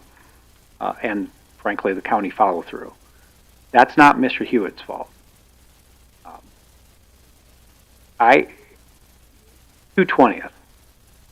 Ever since I've been on commission, I've looked at 220th, and that's going to be a through road someday. That's going to be punched all the way through. Right? Frankly, going after a developer for doing what the market is demanding and for what this county allows him to do makes no sense. Mr. Hewitt's done a nice development, nice lots. He's worked it hard. He had some issues with the roads. When we pointed it out, he fixed some of the roads. He's got that up and running. He's coming in now, and to his point, most developers would have come in and asked for the TIF up front, made it for the full construction of the road, the surface, all the work that's been done already would have been part of the TIF. He's asking to asphalt it. Now, there can be a debate as whether it needs to be asphalted or not, but I think he's done a nice job. I think he's been incredibly fair to the homeowners out there. You know, at one point he came and met with me and I believe one other commissioner, and we talked because he was talking about, well, maybe the best way to do this is a road district. And frankly, I looked at him and said, you don't want to have a road district because you're going to have to take in 220th if you do these road districts, and that's a through road, and that's really going to be long-term unfair to the homeowners. And at that point, he said, well, yeah, that wouldn't be fair to, and so he saw that. I'm going to tell you, there's other developers that have done that have encouraged road districts where they have through roads, and that's a big problem for some of these homeowners now that have been there for a period of time. So I think yesterday there was a lot of complaints about there should have been better communication. Maybe there should have, but people run hard, people run fast, and frankly, people sometimes don't pay attention to all the information coming till right at the end, and then they come up and say, oh, first time I've heard about it. No, really, it's probably the first time you've bothered to inquire about it. Sure, there can always be better communication, but I think he's done a nice job in trying to lay this out. I am troubled, frankly, by a lot of issues. We are dealing with issues in the southern Meade County in development that's being driven more by the growth of Rapid City than by the county. But to Mr. Hewitt's point, you want that density of growth. If we wouldn't have had that density of growth when the legislature redid the tax base for ag, we'd have heard a lot more. The growth in the southern part of the county has helped us offset losses out in the ag-ish, on taxes in the ag. We're going to get the growth. Now, the question is whether you want developers who do it right and who do it for the basic long term. I'm not going to hold you to the comment, Mr. Hewitt, that you said earlier that you'll maintain it through the life of the TIF. Frankly, I think the developer has to provide assistance to maintain a road that's going to get beat up during the life of his project. So if your house is built out quicker, I don't think you should maintain it. I think there should be a path for the county to take it over because, frankly, 220 should probably be a county-maintained road all the way through within the next 10 years. That just simply makes sense. Ever since I came onto the commission, my concern has been with the way some of the development was going is that we're creating the phrase I used to use was future slums because we have nice houses, but we don't do anything about the roads and the water to make sure they're maintained long term. We've gotten better about that. He's trying to make it a better area out there, so to the extent that people have harangued you and attacked you, sorry for you. I don't think it is right. Now, is the project a right project? We all know 220 is going to get built all the way through. I don't think anybody who looks at the growth out there thinks anything but. This is a section where it should be asphalted with the idea that likely a lot of 220 is going to end up asphalted in the next 20 to 30 years. And if so, is the question now, we put the risk and the cost of the upfront on the developer, subject to some payback. And that's really the question. So, with all that said, I mean, we have roads that have a lot more traffic, but we don't have the money. We don't have the money to pave all Fort Meade Way. That's probably our highest use road right there. That this road will see a lot of traffic. It won't see the kind of highway traffic that some other roads will see, but you're going to see a lot of growth in that area. You're going to see a lot of traffic in that area. We're not going to stop that. So to me, the question is really, does the asphalting make sense long term as an infrastructure improvement, even if it's a bit early versus a couple of years down the road? And do we, is it the county? If the county does that, we're going to take those same tax funds and we're going to do it ourselves 5 years from now. So to say he's taking tax funds and he's taking the risk that it's not going to work or that there's not sufficient funds to pay him back, if the county are going to do that road today, if we are going to do it, where do you think our money comes from? It comes from the tax funds. So, I mean, it's no different. It's just that he's taking the risk.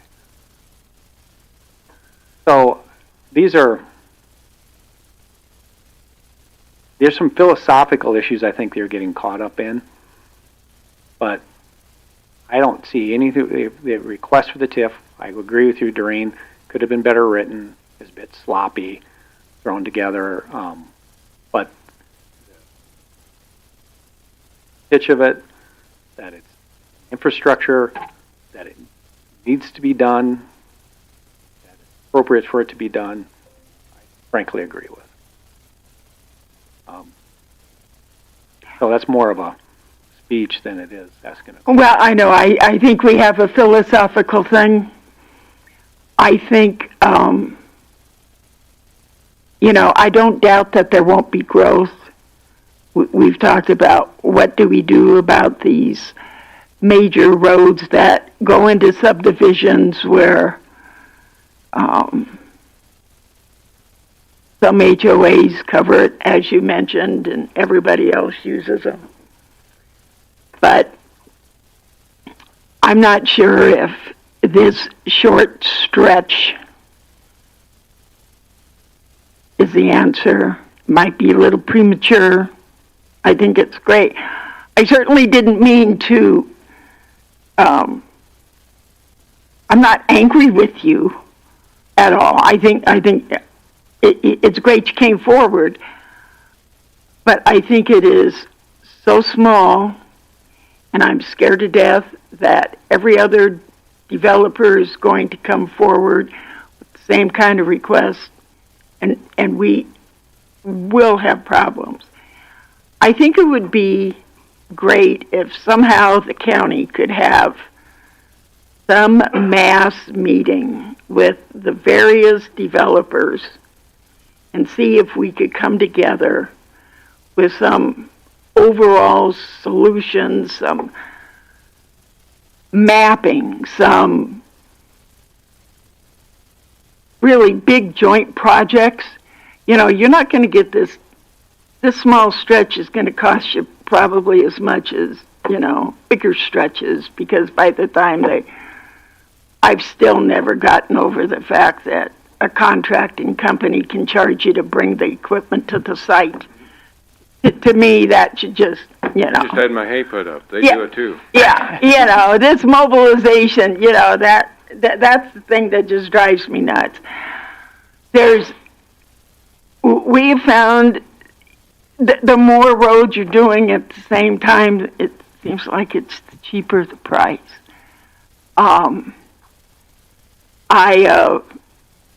I can't see, and I'm no road expert, but each end of that stretch will probably dissipate because you're going to have gravel go over it, breaks up. It's why in the cities, I spent years on the city council, you had to have curb and gutter if you put asphalt in, otherwise the asphalt goes to hell.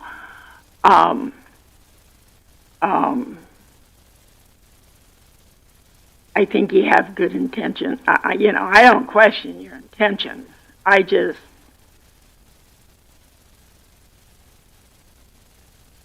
I'm worried about money. And fine, and you're worried about your money. I'm worried about the county money. I'm really not. I'm not worried about our being whole or our money. We're trying to create a great community and not be a burden to any one particular group or the county. And I think all of this works hand in glove. I really believe this is a good attempt. Any other questions, comments from the commission? I guess this is obviously, I share a lot of same concerns the commissioners all have stated. There's no doubt about that. With that said, we've got an infrastructure that's falling behind. It really is, and we've got to. I've continued that since I've been on the commission. We all have looked for different ways to keep up with that infrastructure. Is this the answer? I don't know. I mean, this is something. It's also something new that we're looking at. We've only have one TIF in Meade County. With that said, I personally am not ready to take action on this today. I guess if someone wants to make a motion, I'm not really ready to make a decision. I certainly would like to hear from Commissioner Liggett. He's done a lot of work on some of this stuff as well. So I would prefer to continue this to sometime when he's back. We'd have a developer's agreement that's not done yet. There are a few things in the report, as Commissioner Creed pointed out, that we maybe should get together on.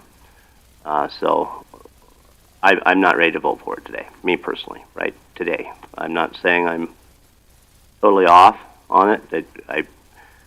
I do appreciate these new ideas because we do have to. This is going to improve a public infrastructure, as you mentioned. So with that said, there's still just some questions that need to be answered for me. One other comment, I'd like to thank the planning staff. I mean, one of the problems, this is new. They put a lot of work into it. We've got overworked planning staff with all the development we have going on. We're trying to help that out by getting some engineers on, outside consultants, because these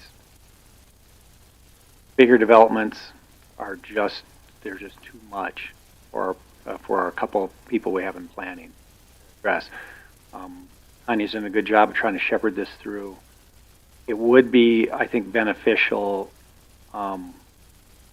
you delay it to have a draft resolution format if it would pass, so we know exactly what we're looking at.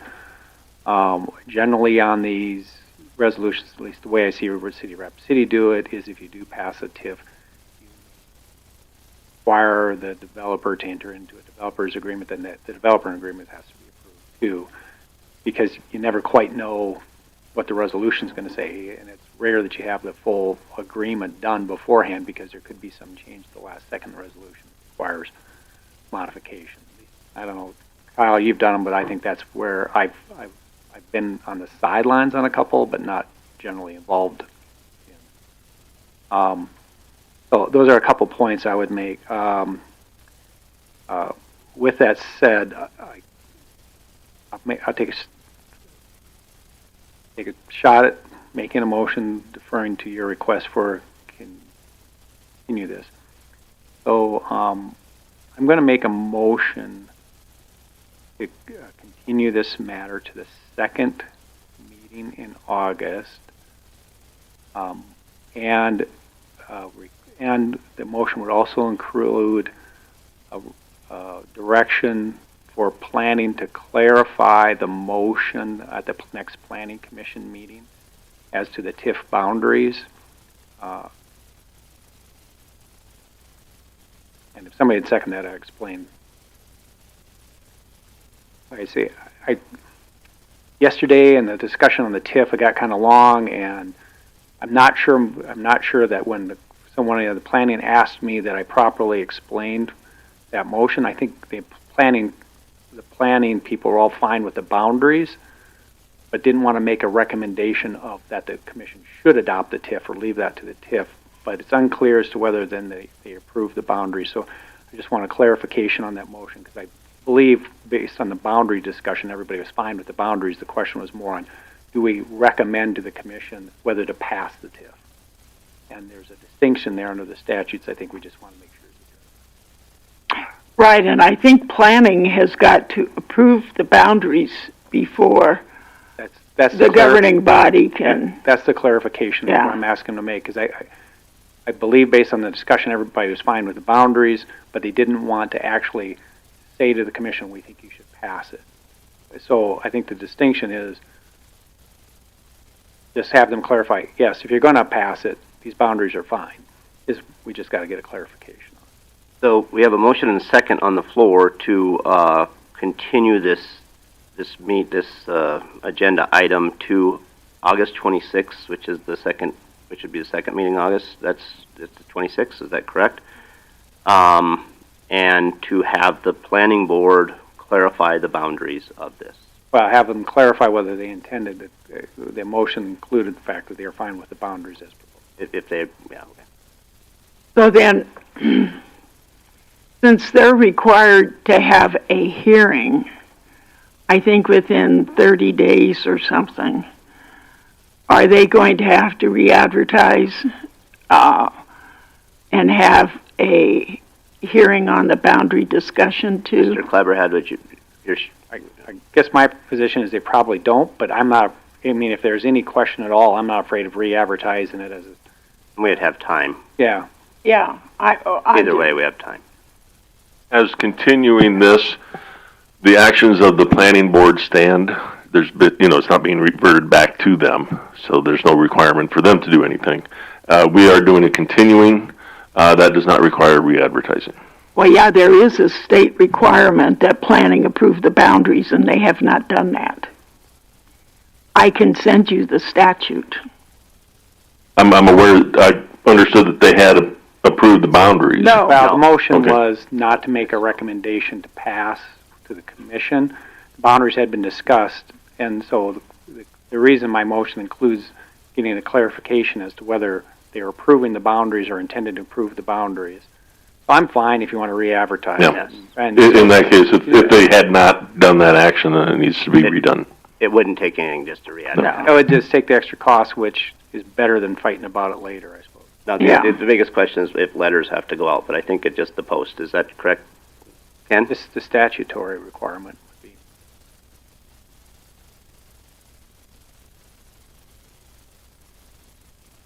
So they'd have to resend. But the state statute doesn't require certified mailing.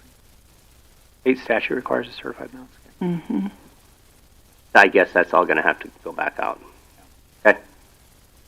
That's fine. So the motion is to continue this to August 26th, and to send this back to planning and follow the state statutes, so whatever is required. Is that correct, Commissioner Wysorick? That was the motion. And we have a second. Any discussion? Yeah, you have plenty of time. It's 26th of August. So. Well, and the planning meeting's on the 11th. Oh, good point. I'm going to hold up.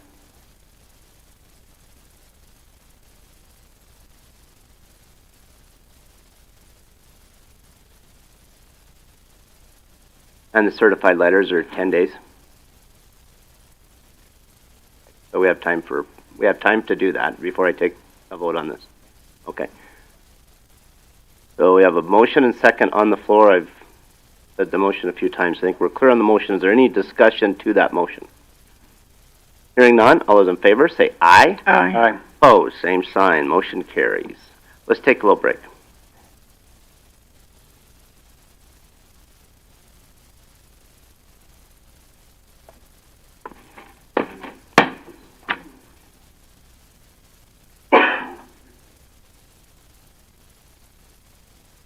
In addition to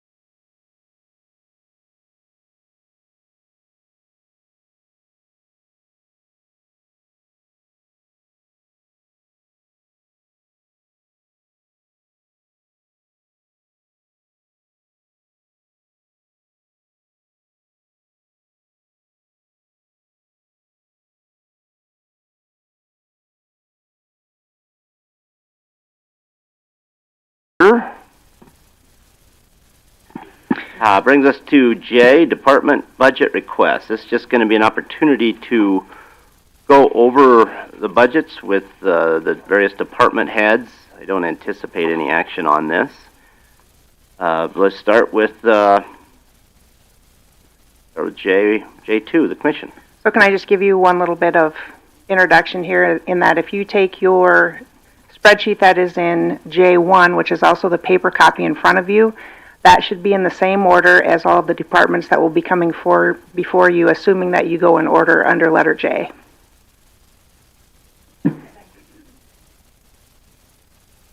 Yes, thank you. I know the auditor's department has been working very hard on this. And just as a reminder as well, that the wages and insurance, etc., are all 2025 numbers. They are not current numbers. Right. But they are in there just so we have a place to start. So thank you. And I did email you all an actual spreadsheet. So if you want to fill in that spreadsheet as you discussed today to give you an actual bottom line number, feel free. Let's just start with the commission department. That's usually a lot of these budgets are fairly easy, fairly straightforward. So in the commission department, we actually had an increase in dues from $7,500 to $9,100. I have it broken out why. For the audit that will come that will start in, we think, late August, September of this year. We usually get billed for in the following year. I put in a number of $40,000. As you can see, the last audit cost about $50,000. I do not expect this one to be nearly as intense as the last audit was. The dues, that was we talked about that earlier. Was that we have your SDACC Yes. and your NACO dues, your Sturgis Chamber dues, and your South Dakota Association of County Official dues. right? But which ones was that? Is that in a different budget, a different department? The one that went up significantly, I think that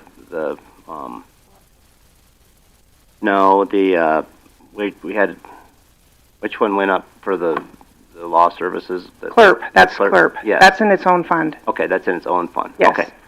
I was gonna, okay, thank you. Any other question on the commission budget? I did add also $400 for Thomson Reuters for your law book updates in the commission office, which have been coming out of the auditor's budget. So I put that $400 into the commission budget. Seems like it's more appropriate. Well, that'll be great. Any other questions on the commission budget? No, treasurer does take the treasurer's book out of there. I'm sorry? Treasurer does take the chapter on taxes out of there. She does. 2 of them, actually. Yeah, which I told her to do. She was looking at something that was... So that page we should budget to the treasurer's department. Yeah, that book. I think that'd Those be 2 appropriate. Okay, let's move down to auditor.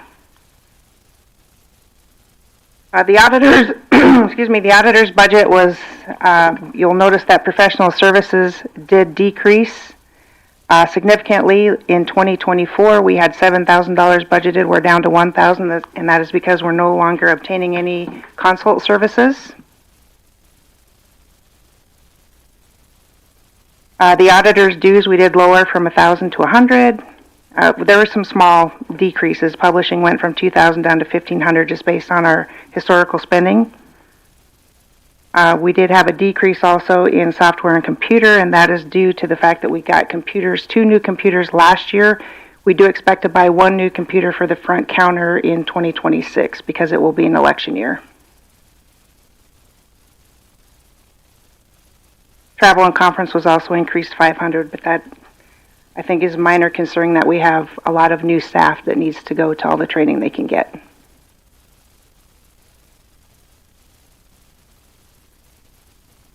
I'm not positive, no, but we can't all be gone at once.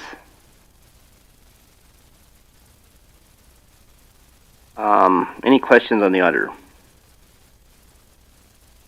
Now let's move down to elections. This was a fun one. I don't know that any of us have the crystal ball to guess how elections might go next year as far as costs go. Gary did come in and we looked at the 2018, correct me, am I right there? 2018 election year? I recommended comparing it to 2018. That's the last time we saw a governor primary in the Republican Party as well as the congressional primary in the Republican Party. That's what I recommended comparing it to.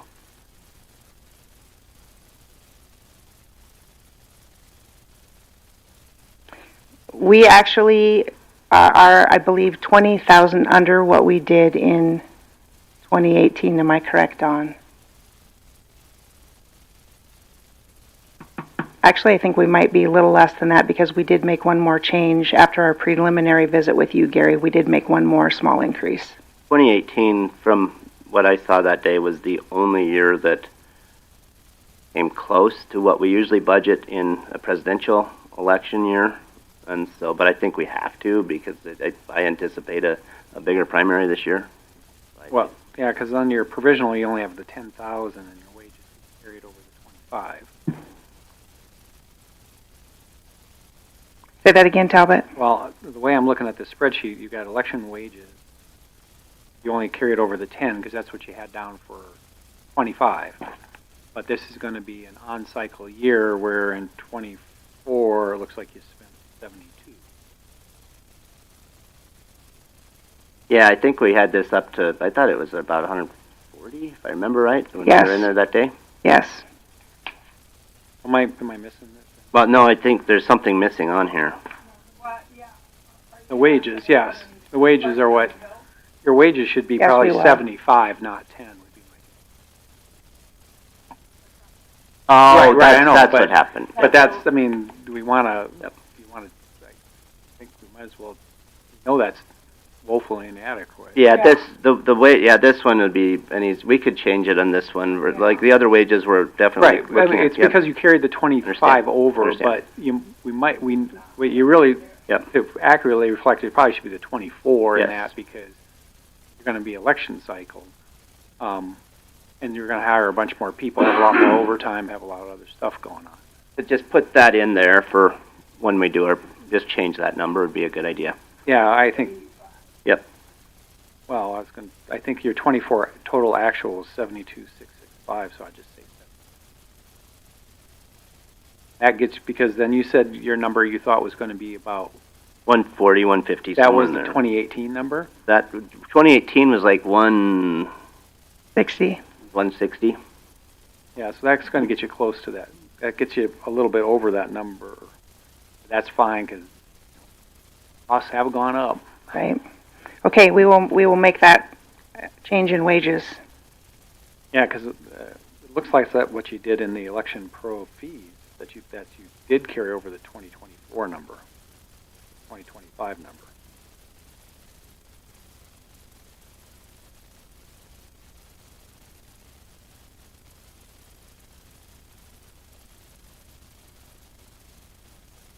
Well, and the pro fees was the line items. Correct me if I'm wrong, Rhea. That is basically carried over is down to that line. Is that correct on everything else? The insurance, unemployment insurance, where it ends is the Yes, carryover. that's So- correct. So the pro fees would have been carried over from 2020, or it would have been different From our 2025. 2024 actual usage, not budget numbers.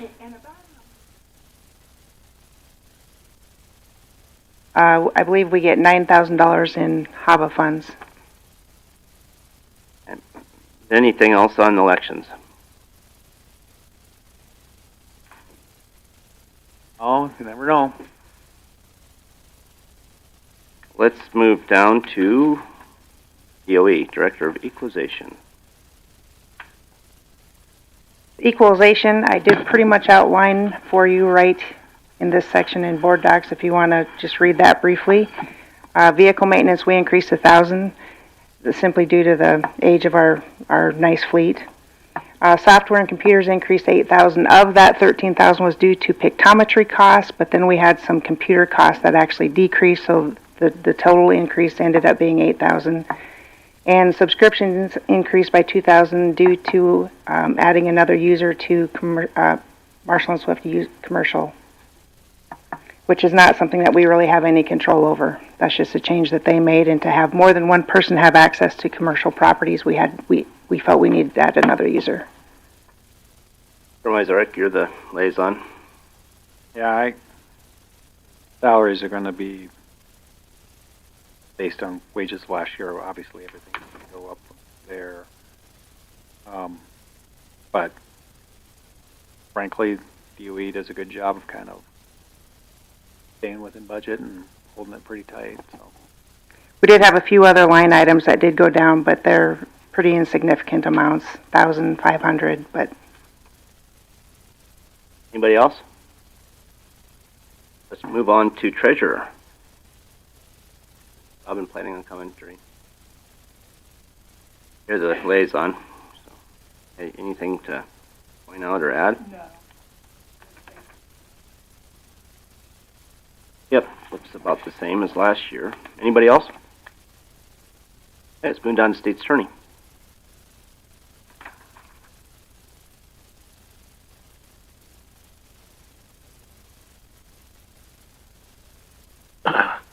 Ken Cleverhead, Deputy State's Attorney. Michelle's on vacation, enjoying Chicago.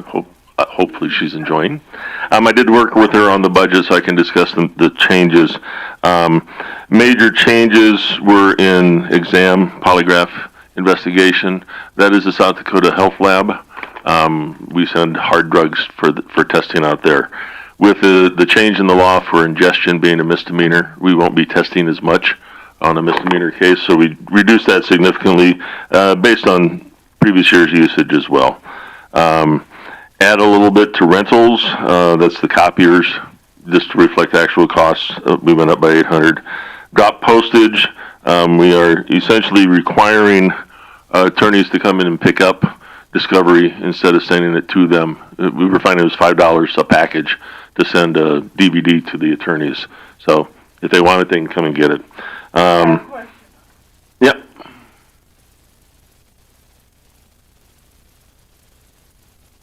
Many are, yes.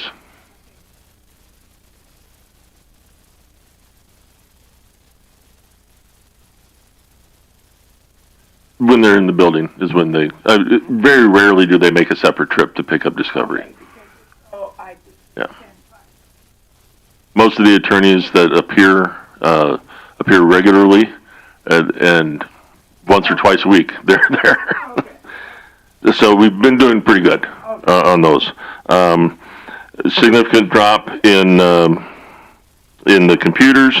Last year we budgeted to replace all the towers. This year we don't have to do that. We also have to add some VPNs, virtual private networks, so it is still up there a ways. That's $20 a month for 2 laptops. Relatively insignificant.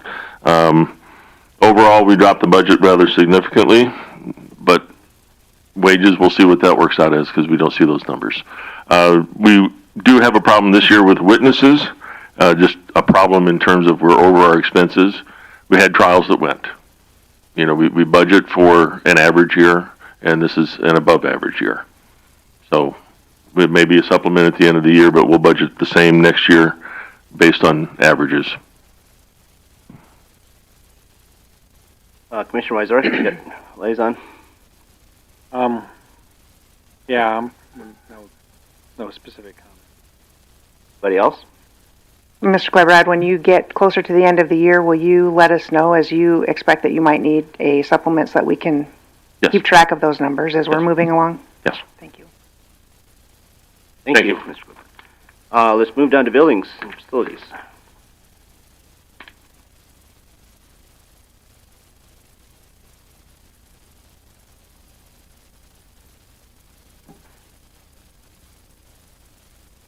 I've got a couple additional, somewhat large items on there, I guess. One of them would be for the purchase of a new snowplow pickup. Our other one's a 2005, and it's a little bit undersized for the plow that we have. I don't necessarily want to get rid of that truck. I'd like to keep it as because it's got the fuel tank set up in it, and it's a long box, and it's got the Tommy lift on it. So I'd like to try to keep it around, but I'd like to kind of semi-retire it into more part-time use instead of our main go-to truck for plowing. I guess my other plan with that would be to try to surplus our 2013 pickup that we use to go work on stuff out in the country and parts runs and stuff like that to help recover a little bit of that cost. And then the other large item I had on there was the exterior of the law enforcement center is in pretty bad shape. Just being a 30-plus-year-old building, combination of hail damage, vehicle hits, sun fade, the caulking in the joints is all really deteriorated. It's in a kind of a bad way. It's looking pretty run down. And if we could get that resurfaced, they actually recommend putting another coat of not just paint, but another layer of mesh on top of what's there, and then the drive-up material over that. And so that's the estimate I got for that there. Where's that? It was close to 125,000. Where's that within the budget, and what line item is that? 425002. I'm looking at the last 6 digits. And I've also got an additional 20,000 in there for new heat pump units, just because at the rate those things are being phased out right now, that I'd like to plan for that for next year. So what came out of that? I'm looking at that line item. Was you budgeted in 25? You budgeted 197, and with the 125,000 improvement, it's only 190. Am I reading that right? Yeah, but look at historically, it was only 45,000. Yeah, 45 is my normal number for maintenance. Yeah. We had the cooling tower that was 74,000. But we assigned that. We didn't budget that. Well, it was still shown in that. Yeah, I think that was part of that 197. That would have been the reason we assigned it to take that out, though. It got added into So that. the budget transfer that we just did would show up in that one in But the it wouldn't 20. show up in the budget that we passed. It would, because we did a budget transfer. Well, the one you just did's not showed up. Are you sure? Yeah. It should be a lot more than, well, I guess you did it in 2 different spots, didn't you? Okay, anyway. Courthouse and law centers? It's answering my questions, but... Will you turn your mic on, Doreen? Thank you. What kind of pickup are you looking for? I don't necessarily have an exact brand preference, but it's going to have to be something with a larger gas engine, and it's going to be a 3/4 ton. On top of that, we're going to have to add some load limiters in the front to help support that big heavy plow. Okay, the only reason I'm thinking of is, we got that Ram pickup. Yeah, and I looked at that. The problem with that is it's so long. It's a long box and a crew cab, and working in between the buildings. Turned around as a bear. It's tough. You've got to back into some pretty tight spots in there. So I don't really want to go with anything longer than what we have now. Okay. So I'm looking at probably just like an extended cab versus a crew cab, and then also a shorter box I'd like to use on that. Would any of Pat's old pickups work? No. Okay. No, they don't have anything heavy duty enough. They're all half ton. Okay. Well, I'm just, Yeah. I'm no mechanic. Yeah, it's one of those things that we don't put a ton of miles on that truck, I know. but every mile is fairly extreme. I mean, it's probably got as many miles in reverse as it does in forward. And you're pushing all that snow and yeah. Mr. Severn, your liaison. You have anything to add? No, he kind of sent me over everything. Explain the vehicle. Mr. Chair, one question that I have is if they would like to add a uniforms line item and have the uniforms actually taken out of their budget rather than reimbursing them personally. What constitutes a uniform? So originally that was never really a uniform, it was a clothing replacement policy that was put in place. That's why we get reimbursed for it. And I think the way our policy is now is if we get a new employee, I buy them 5 shirts, and that's where you'll see some of that stuff charged to that budget, but we don't really have a uniform allowance. So on the DOE side, we use our uniform to buy shirts that we go out in the field with, that we wear outside, that are all logoed. Yeah, I mean, fine. Yeah, the logo shirt makes sense. But I didn't know if that was trying to include something else. The logo shirt. No, we do. I usually get them 5 shirts, and then most of the team will use, if they want to order more of these on their own, they will use that out of that $250 that they're allotted. But ours has always been to cover other stuff that we've trashed, working, Jeans, ceilings, shoes, or grease, or stuff like that too. Historically, that's where that came from, that policy. This question keeps coming up as far as uniforms in different departments. I don't disagree with it as far as adding a line item. We also need to take a deep dive into policy. Yeah, I think you have to have a That's our definition of what that entails. and for each department, because we have union agreements, but that only covers the highway and sheriff, but that's not necessarily our policy either. So And the logos should all look the same. Let's hurry up and get a website built and rebrand, and let's run with that. I would love it. So we could add a line item. I don't know if I think we need to take a deep dive into some policy too, as far as what's allowed, how much is allowed, and then we could probably incorporate that into the budgets. I don't know what else to suggest to that. As of now, we got a little while till the final budget needs to be passed. But, yeah, certainly. So. Just one comment on the logo thing being the same. I mean, the sheriff's logo says Meade County Sheriff on it. They're definitely different than I know, because they sent the wrong order one time and I got a bunch of sheriff shirts. I know, but I mean, I kind of like how you got the courthouse on yours, but everybody seems to have a different one. But really, the commission should probably have a logo someplace along the line too. I don't disagree, but let's stick to budget talks right now. We will. Last time we brought logos up, we got several emails with different logos, I think. So let's just stay with budgets right now. Anything else in the facilities? Okay, thanks, Ben. Register of Deeds.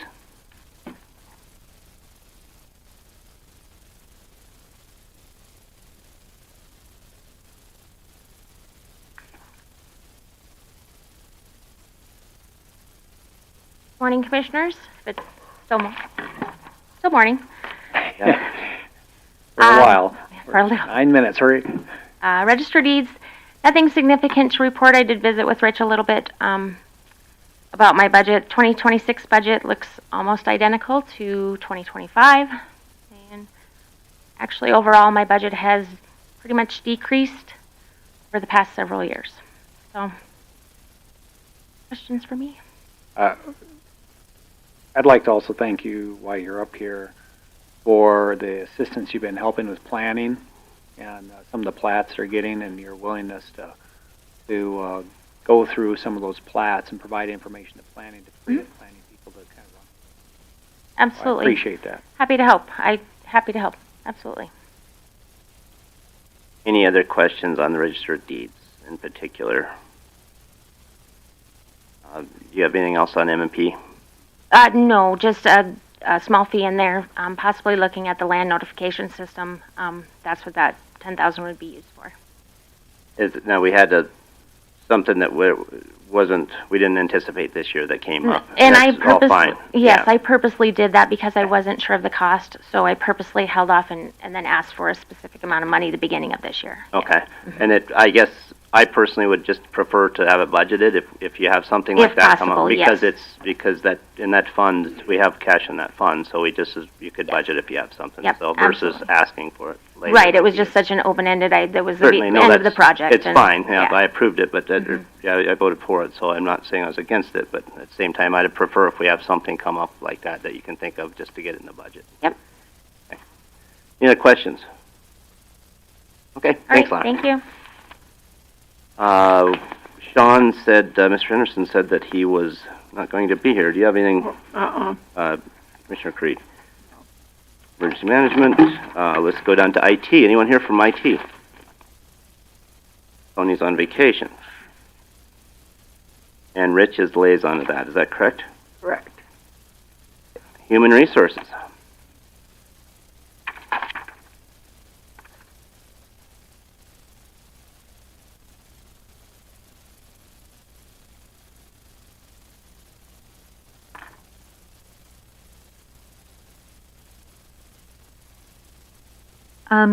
For human resources, probably the one area that shows an increase is in our professional fees. The reason for that is in 2026 we have budgeted for the drug preliminary test to be done. These will be done for anybody that qualifies for drug testing. And Abbott Lab price went up just a small amount, but it went up to $9.60. And Mountain Plains audiology screening that we do for our dispatchers went up $5. And then we also budgeted this time for Boyce Law Firm to help with any of the HR legal issues that we might have coming up next year. So that is about the main differences of $3,000 over last year. My only question, I know we said to use the current wages. Since we didn't have Jackie the whole year, did you extrapolate what that price would be if she was here the whole year? Does that 144, does that cover both of you if you were both for full time? I didn't put wages in because I didn't know what we were doing for 2026. Well, I know, but since Jackie didn't work the full year, yes, it would increase. Slightly. Yeah, so we should have that figure based on the current wage had she worked all year. For 2025? Yeah. Okay. Because I would assume that needs to go up a little bit. Okay.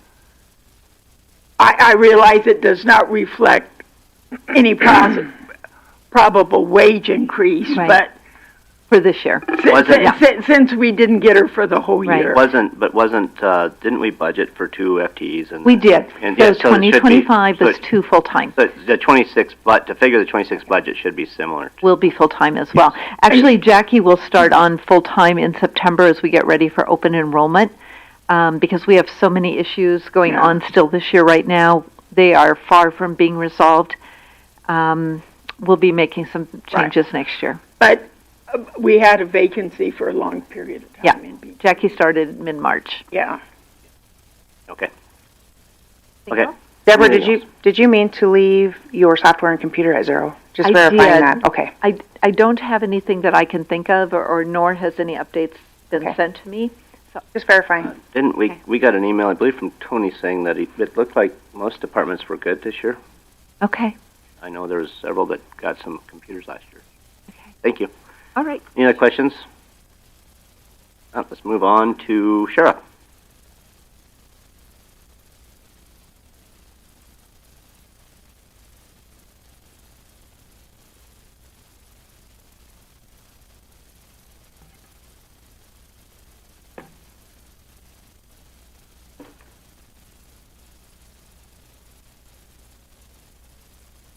Commissioners, good morning.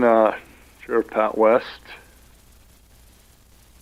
I think we'll start with the sheriff.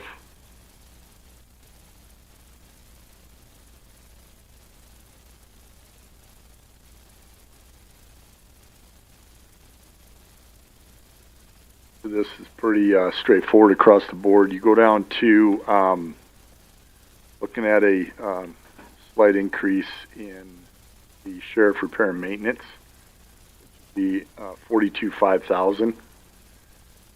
Just with our ongoing fleet, trying to keep them on the road and manageable.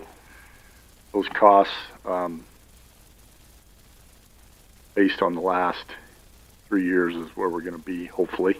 At what number did you just say? It'd be 42,500. It'd be my first red bullet point there. I show 60,000. Am I looking at the wrong Oh, line item? yeah. I'm sorry. The budget this year's, What, last year was 50, this the year's number, 60. the number 42,500. Oh, I got you. Line item. Gotcha. Sorry.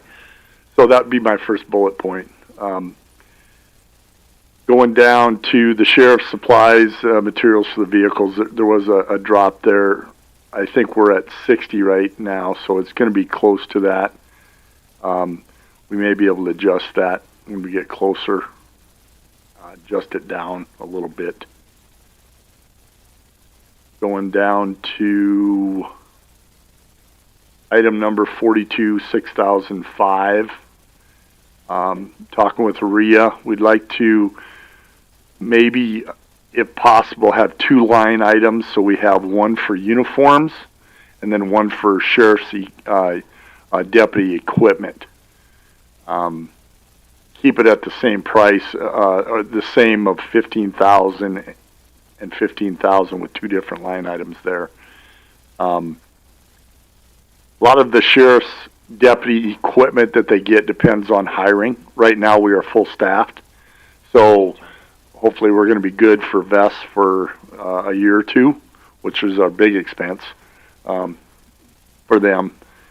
But when it comes to the uniforms, that was the other discussion that I had with the chairman about what does that uniform allowance mean? Replacement or other. So we can discuss that later as well. Go down to the next bullet point, Rhea, which would be the sheriff's software. We're dropping that for the updated, any type of updates, things like that. Initially, that budget would have been 72,000 with 3 additional computers, but we got additional computers paid for complete with that supplement from last year. So we're looking at dropping that significantly down to 55. And again, we may be able to drop that even more. Having discussions after I've submitted this initial budget, having discussions with Tony, we're in agreement that we might be able to drop that down even farther. Next would be line item 42,700, be a slight increase for our ongoing required training for some of our deputies, as well as potential in-house training, as well as out-of-state or out-of-town training, be able to cover some of that expense. And then my last 2 are the bigger item adjustments. Sheriff's machine and equipment, item 43,400. Looking at the request of 335,000, what that is would be 3 patrol vehicles, plus requesting funding for 2 admin vehicles at 45,000 apiece. But we're staying with the 3 fully equipped patrol vehicles for that. And then the last is the sheriff camera and systems, which is item 43,4001. So basically what we have is our Axon contract is now coming to a head the last 5 years. Our contract that we signed 5 years ago with Axon, which takes into account the fleet camera system, which is for our vehicles, the body-worn cameras, our tasers or electronic control weapons, along with our evidence.com that stores all of our videos that we have. There was 4 different contracts, and we've talked with Axon. We'd like to combine all those contracts to make them more efficient, more streamlined. That would include those. Our 5-year contract that we just finished with Axon was $242,109.18. That basically came out to be $48,421.83 per year for the last 5 years. Looking at doing, currently are making a change with our tasers. The tasers that our deputies have now are called X2s. They were initially purchased in 2020 by the Sheriff's Office. They are now outdated and they are no longer supported by Axon, as they are now making Taser 10s. So talking with Commissioner Creed and Commissioner Deering, the options that we have, we would like to go with the Taser 10s. They are offering Taser 7s, but Axon is pushing us to Taser 10s because Taser 10s have taken over Taser 7s. What is Taser 10s? They're a more advanced weapon that also has potential video with it. Has multiple deployments available, as well as a longer distance, which having these tasers are extremely important for our deputies with safety. The increase on that would be going from 43,700, which we've had, to 67,000 per year. That's a 35% increase. But over 5 years, the amount would be $334,247.97. So, again, what we're doing is combining the contracts for the fleet, the body camera, the upgraded tasers, and also the storage for our video. It'd be a 5-year contract at around $67,000 per year for the next 5 years. So that's the other big ask when it comes to where we're at. Now, Chairman Deering asked for other options. There is another company out there called GTAC Video Solutions. Looking at them, there's not much benefit. Matter of fact, it's would end up being about the same price, but the other problem is we'd have to change all of our IT, all of our storage, everything would have to all be changed away from Axon, which would be a huge task for Tony, along with funding, obviously. It'd be more expensive. So, long-winded, that's where we're at with that. I can stand by for questions until we go to the next. Yeah, Commissioner Creed, you and I are liaisons to this department. Do you have anything to add? Just need money. Yeah. Yep. On the administrative vehicles, would those replacing vehicles? Currently, it would be replacing Chief Deputy James John's vehicle. His is at extremely high mileage. And it'd be a vehicle for me. I have yet to have a patrol vehicle. Well, but they're administrative vehicles, not patrol vehicles. That's true, yeah, administrative vehicles. But they would be equipped with a radio, minimal lights, and sirens in the event that we need to go somewhere. Okay, when Merwin was sheriff, did he drive? Did he have an administrative vehicle, or did he just drive a patrol vehicle? He had a patrol vehicle with minimal lights. He has what JJ drives. Yeah, that's what JJ drives now. Yeah. And he had the engine replaced shortly before he left. So that was the only administrative vehicle we had at the time? Yeah, at the time. Also, my captain has one as well. Okay, so when you came in, we had one administrative vehicle. Now we got two now? We had two. We had two before. Right. When you came in. Yep. Yeah, because So we're going to phase JJ's out because, again, it's old. It's a 2009, I think, and it's high mileage. And so we're going to phase that out and then equip him with one if possible, and then I'm asking to get one for myself as well. I thought we went through a whole fleet management kind of plan for replacement and rotation in your office. That rotation included 3 patrol vehicles that were fully equipped for our deputies, because we're running 100 180 to 200,000 miles in some of our vehicles. Yeah. So that was the rotation was 3. Okay, but we have a plan, I thought, right? Didn't you develop a rotation plan on replacement vehicles and how long you'd keep them? And Yes, yeah, doing the best that we can. Obviously, the best plan would have been 4, but with money, we're making do with 3. yeah, I guess my question is, wasn't there a plan established and laid out, or is this just kind of we're just doing a hit? Yeah, we had a plan. I mean, that I presented 2 years ago. Yeah.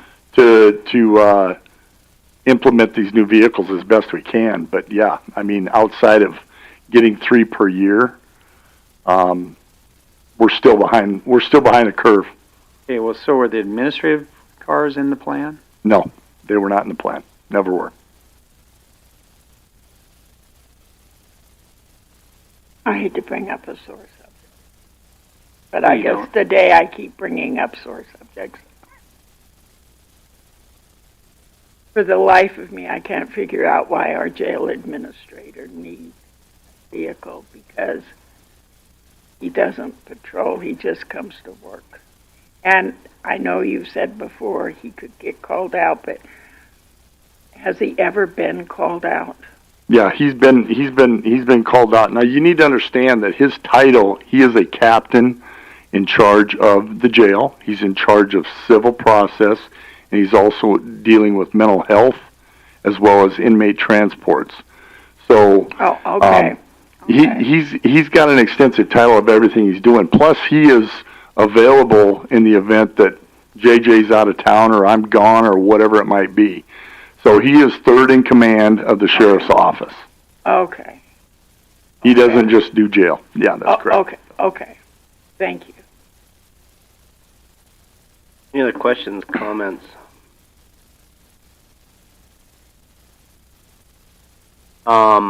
When did this? It was just last week. Commissioner Creed and I met with you guys. When was this contract for the Axon stuff? When does that come up?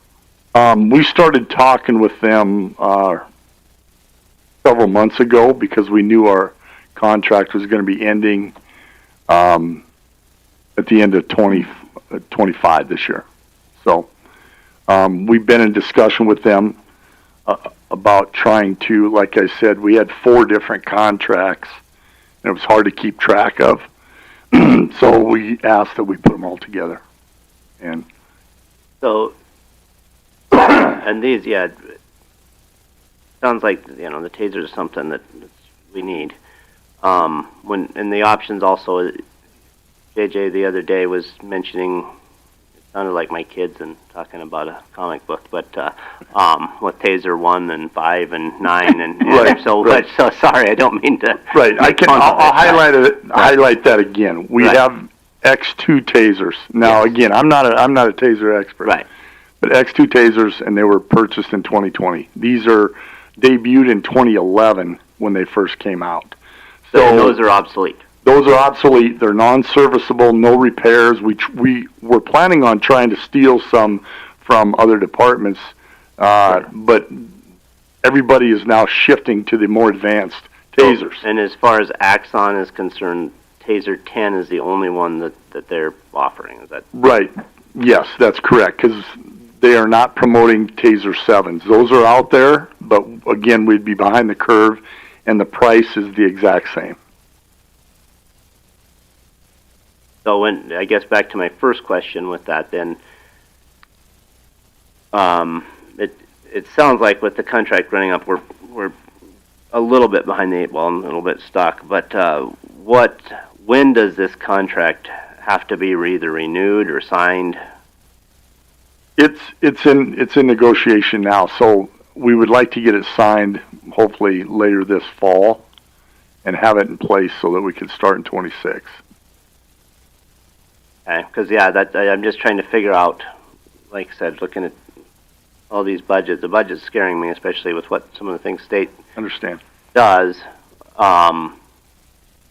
There is a possibility of, I don't know where we'll be at with cash at the end, but with that said, there's a possibility of maybe assigning some stuff as well, and this would be a perfect thing to, it may fit well into something like that, but with that said, if we look at assignments, that's the decision on that is December. So we need to get it sounds like it has to, probably would more than likely needs to be approved within the budget if we go this route. Correct. Okay. And I will get you an exact date. Okay, that'd be helpful. Anything else from the sheriff? And yeah, I guess real quick, we did mention uniforms, and that is something we talked for quite a while the other day on that as well. There's obviously a lot of questions out there. We just handled it, like I said, it's not just this department or that department. It's every department has the same questions. I think we need to look into some policy. Like We got to have a hard definition of what uniform allowance really is. I agree. Yeah. Okay, nothing else on sheriff. Let's move down to jail. Okay, jail. First highlight there is the jail ambulance and service fees. Hopefully, we're going to try to get together with them maybe this week. I know we had a meeting scheduled for today. We'll see if we can get to that. So that's on standby right now. Jail rentals is something.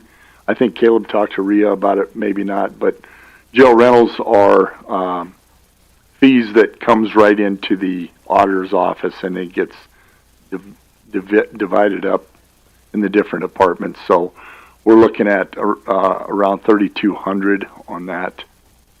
That's right. That would be. I'm sorry, that's not highlighted there, but it's 4,000 jail rentals. Skipping down to jail uniforms, the same situation, and we can talk about that. But that would be a slight increase to cover our 24 COs that we have. Excuse me, and their clothing allowance, and that amount right there would not include any potential new hires if we hired anybody new as well. The next highlighted one is jail software and equipment. That's just some continued upgrades through Central Squares. And again, we may be able to adjust that a little bit again after talking with Tony on the IT stuff. So that would just be the initial one. And then the last one down at the very bottom is jail machinery and equipment. For some reason, last year our budget had 0 in there, and I'm not sure how that ended up like that. But that is potential equipment replacements and upgrades within the jail itself. So that is it with that. Reed, have anything as liaison? I don't either. Anybody else? And next is dispatch. Pretty much Skimmed over 24/7. Really not. Oh, much I'm to sorry. update. Yeah, that's pretty much straightforward, standard. It's going to go straight across. Yep. Sure. Okay. What I'm hearing from other counties, there's some sheriffs that there's issues with, not really issues, but there's, I don't know, explain, I guess. I'm just hearing, I don't want to put you on the spot either, but at the same time, what is the future of a program like this? 24/7, I don't know, I have certain opinions when it comes to that program. We're seeing a lot of repeats that run through that program that very minimum get resolved or solved. There's some sheriff's offices across the county that have just punted and don't participate. That 24/7 basically is the sheriff's program. I think if it's done correctly, there's some rehab potential there, and that's the main reason. Initially it was put into effect to allow people, if they got in trouble with a DUI or whatever, allowed them to go through that program and not have to sit in jail and still maintain a job. It's kind of morphed into something else that may not be as positive, not holding people accountable when they're falling off the wagon or using drugs or whatever it might be. So, I've had conversations with other sheriffs. Some still want to maintain it. Some have, like I said, have decided not to. So that's something that's on the negotiation table and discussion. Sure, and it's all things that, yeah, like I've seen too, so I just Right. wondering, well, might be something we discuss. Yes. Okay. So, let's move down to, yeah, unless anybody have anything else on 24/7. Move down to communications. Communications, 911, the first bullet point all the way down, 911 software, computer. We always have upgraded maintenance when it comes to central squares and part of our PSAP. So, talking with Tony, we have some potentials that are coming up. So there would be somewhat of an increase there from the previous 2 years. Again, after talking with him, after I've submitted this, that has the potential of moving down. But currently, right now, we are going to spend a lot of that budget for our Pro Q&A program, which allows our dispatchers computer access to emergency response and safety rather than having the manuals. Next one down is the 911 travel and conference. That'd be an increase there. We are hiring new dispatchers. We're running them through some online training, but it still costs money, plus the academy attendance, as well as any certifications that need to be upgraded. That's what that request is for. And then the 911 machine equipment, just the continued cost for equipment and upgrades within the office. 2 years ago, we didn't spend a whole lot of money there. We are on target of doing okay, but again, talking to Tony, he's the expert at some of these computer things. That could go down quite significantly within the dispatch center under the equipment. So I initially wrote that at 45,000, thinking that's where we needed to be, but Tony has educated me, so I think we can drop that quite a bit. Is that because he did all those upgrades after we almost had that failure and we spend a couple $100,000? That was, yeah, that was for the, that wasn't in communication. We spent some in communication, we spent like 72,000 in communication. That was for a mapping program. Yeah, that was the mapping program. Yeah, but he had some failure over there. That was those switches. The switches But that had to and do with stuff. the whole, everything, the way I understand. Okay. Yeah, that could be. So I don't know. Yeah, that was the switches. It's like Pat says, That was the first. he's in his own. Thank God he's there. Pat, he's in his own world. So again, the software,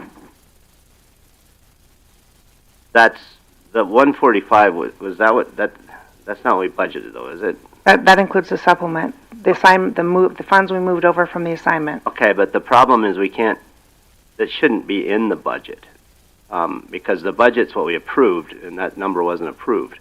But you approved a supplement to the budget. I understand we approved, but we didn't approve that to the budget. Well, we could take that up with Encode and have them change the way their program Yeah, and works. there's gonna have to be something, because this isn't reflecting what we passed though for a budget, is what I'm saying. Pat, do you know what you had specifically for? And it's also gonna have, but we're also gonna have to do something with the activity as well when we have these assignments, because then if we don't include it, which it shouldn't be, because the number we pass is the number that should stay with the budget, in my opinion.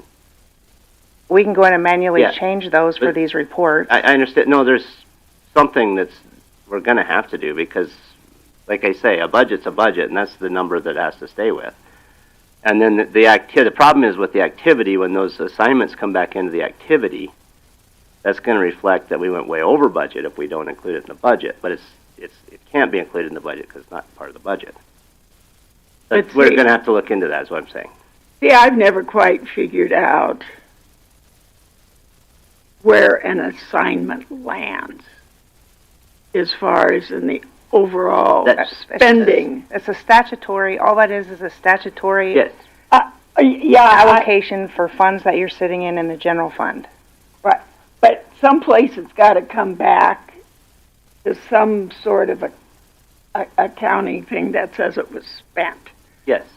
And so This is putting it back in the budget, but it, in my opinion, it shouldn't be because it's not what we passed as a budget.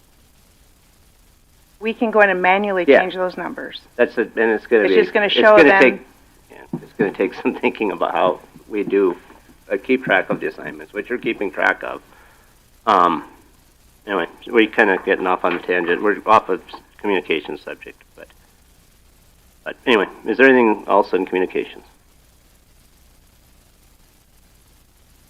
Okay, well, thank you, Sheriff West. thanks for explaining all that with about Caleb. County Extension 4-H.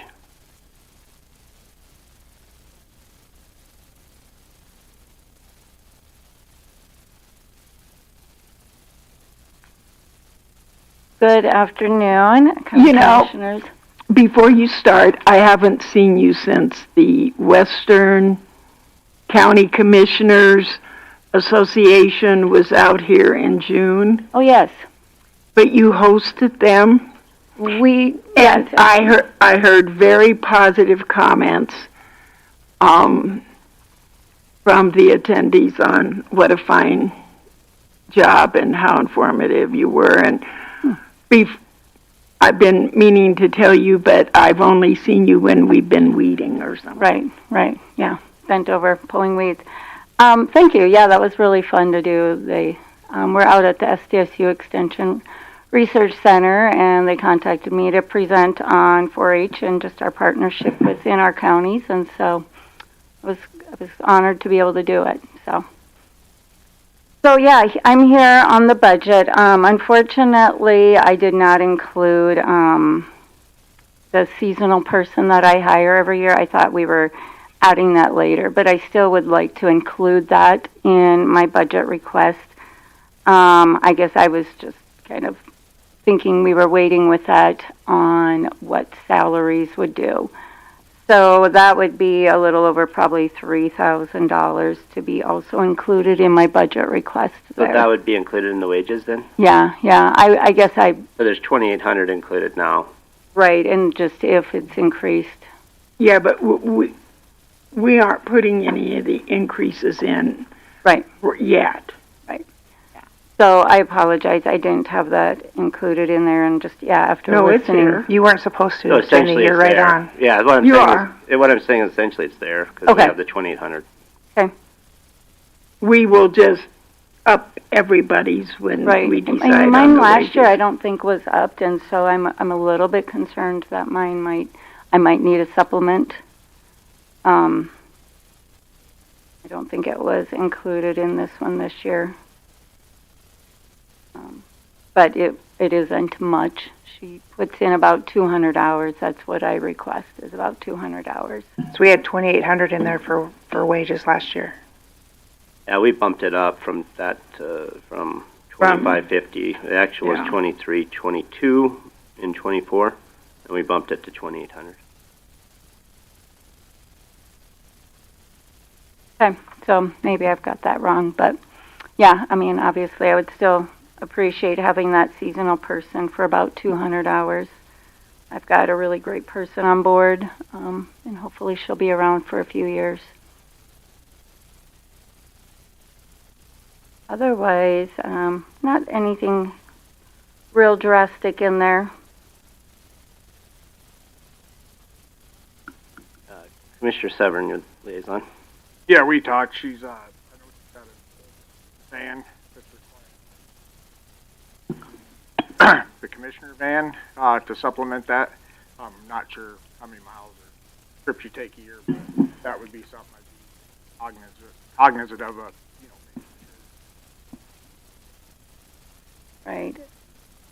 Right. I know I need to replace tires on it. Usually when I go to the state fair, I use the commissioner van. Yeah, it gets me around town, but after talking with maintenance, they recommended not really even taking it out of town anymore, so. So where would that come at in the budget? That machine equipment? I assume? I've got, like, a Yep, the vehicle, vehicle maintenance. vehicle maintenance, 4-H repairs. What's the line, what's the number? 42,500 or 5,000. I don't think the commission van is getting much mileage on it, except when you go to here. Yeah, yeah. I took it to Pier once, I've taken it to Pier, I've taken it to Faith. I go up to Faith every now and then and do things. And so, of course I go to Rapid fairly often, and stock show and meetings and conferences. And But you use the county van then, don't you? I do usually, yeah, but it's just recommended not really taking it out of town, but I do. The commission van? Oh, my van. No, No, I'm saying just use the commission van. Yeah, yeah. Because and they're great. It sits there most of the time. Mm-hmm. Yeah, they're easy to coordinate with. We had, I was on an email with Commissioner Severin about the sewer out there at the... Yeah, we're still working with Skull Construction on the bathroom project, and so they've been phenomenal doing all of the legwork for me, and so we're back to thinking that we can tap into the sewer system, the school sewer system, and it is going to be closer than originally we had thought. And so, yeah, if at that point, I would love to get on that project this fall. I can apply for some funding through South Dakota Youth Mentorship Hunting Program, and that's what I've been visiting with Jim Skull on a little bit, and so I'm hoping I'm going to be able to get the rest of the money through that. We're fundraising, of course, heavily always, but once I get all of that in place, I would love to have bathrooms by January 1st, which is when we start our shooting sports program out there. I know you had inquired about having the highway department help with some of that. I know right now, and as I mentioned in the email, that they are very short-staffed and very busy. So it might not hurt for you to get some bids on that, or just see what maybe Skull's got a trencher out there or something. Right, and I think they are kind of also. Okay, I just keep that in mind because I don't think Troy, I think you're 7 guys down right now, so I think he's got plenty to do at the moment. So I'm not saying he couldn't free up later, but. Right, okay. Hopefully, even if we just had them do the little trench for us and then have somebody else lay it or something, just. Yeah, I don't think do you even have a trencher? Yeah. I didn't just get some other options because it might. And I think that's Jim Skull's pet project type thing. Yeah, we've been it worked in well because of our shooting sports program out there. If I wouldn't have had shooting sports, it probably would have been a different story. Right. And we've got kids that are qualifying for the national competition, and one just got second in trap shooting 2 weeks ago in nationals. So we've got a great program going there. Anything else for 4-H and Extension? Okay, let's move down to planning. Thank you. Thank you.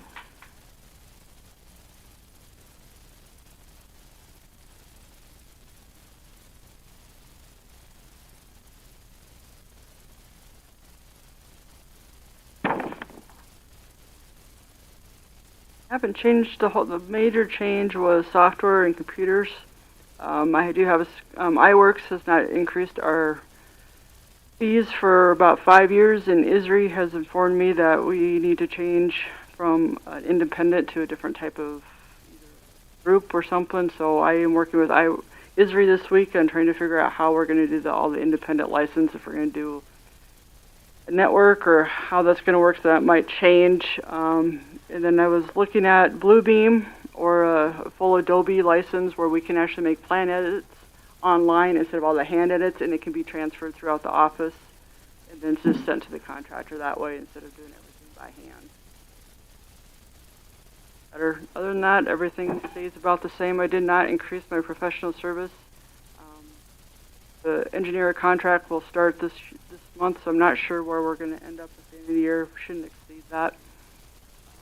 Our building permits intake for the year, I'm still on target to hit our budget for that number of revenue. I kept for the same revenue as next year. Some of the subdivisions are full, and I'm not sure if we're going to get a lot more or what's going to happen with housing.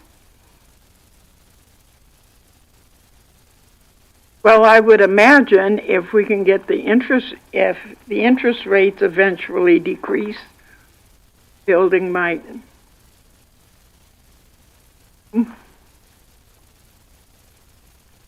Commissioner Wysorick, do you have anything to add? No, Tanya does a nice job of trying to hold her line as much as possible. I think the professional fees we might end up a little short on. Hard to judge because we've had to bring on some engineers under contract, and we don't really have any track record. So, I think it makes sense to carry it over kind of at the same level, but that might need to be determined, and that's going to run somewhat on what we get for developments. How much consultation? But yeah, certainly needs engineers on for development. A lot going on there. Got a couple other ones coming in. Anything else? Okay, thank you, Ms. Vick. Thank you. Highway.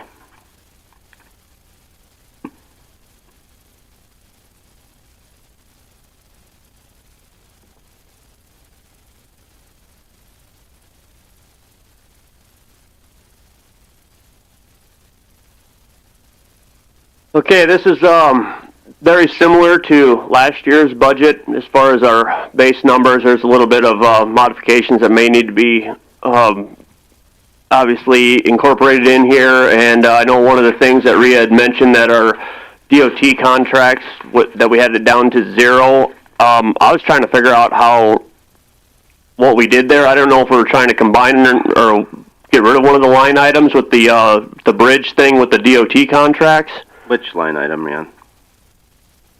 It's the highlighted one on the second page. Well, that was the bridge replacement. That's the big grant, is what. Right, and then we have the highway DOT contracts down at the bottom there. That is also a separate line item, which it's all DOT related because we pay the DOT on the big grants, or if we did have a separate DOT project. I mean, like the interstate exits, that would be considered a DOT. Was part of that the New Underwood Road grant? Well, no, that shouldn't have been on. I mean, we had that little chip seal thing or whatever, but we didn't end up doing it. So No, I understand, but the engineering for it, though. Oh, well, that may be where it came out of. I'm not exactly sure. I mean, we haven't actually paid for. Good, and that's not going to come directly out of a check. They're going to take that out of our STIP stuff. Yeah, exactly. But I think that possibly that we possibly included it into that. That'd be a situation, yeah. And then we decided to assign all the big grant stuff. Yep. Yeah, so like I know the New Underwood Road where we put that $1 million, we have a separate line item in here for that, I thought. And that's assigned. Yep. So it wouldn't be within this budget. Right. So I guess I was a little confused why we had that one line item that was 0 for the... That 0 was, that was the intent. That was to the big grant, and we just took that over to assignments. Okay. And the reason we did that is because that doesn't come every year. And so we thought that'd be a perfect thing to assign. Because it's hard to budget. It typically was budgeted at $250. A lot of years we'd budget $250,000, and then a lot of years we don't spend that money. Yes. So it becomes a burden on our budget. I see. So to speak, because since we had the ability to assign, it was just Rich and I talked about, and the commission agreed that it just made more sense to just assign that. So okay. I do remember that now. We wiped that clear to 0 because of that. Okay. Because I don't think last year we didn't have any expense towards that, but we budgeted $250,000. Right. Yeah, we just started doing the assignments. So okay, that makes sense. Otherwise, I mean, there's a few things on here I might need to tweak. I mean, we had some special projects in mind that, you know, are pretty much yearly. It won't be every year annual expenses to us. So as long as we can get those done, like the land acquisition or land purchase stuff and some of the stuff we do to our shops. So that's going to vary a little bit depending on what we can get done here in the next few months. But otherwise, you know, most of the stuff is pretty, you know, very close to what we need.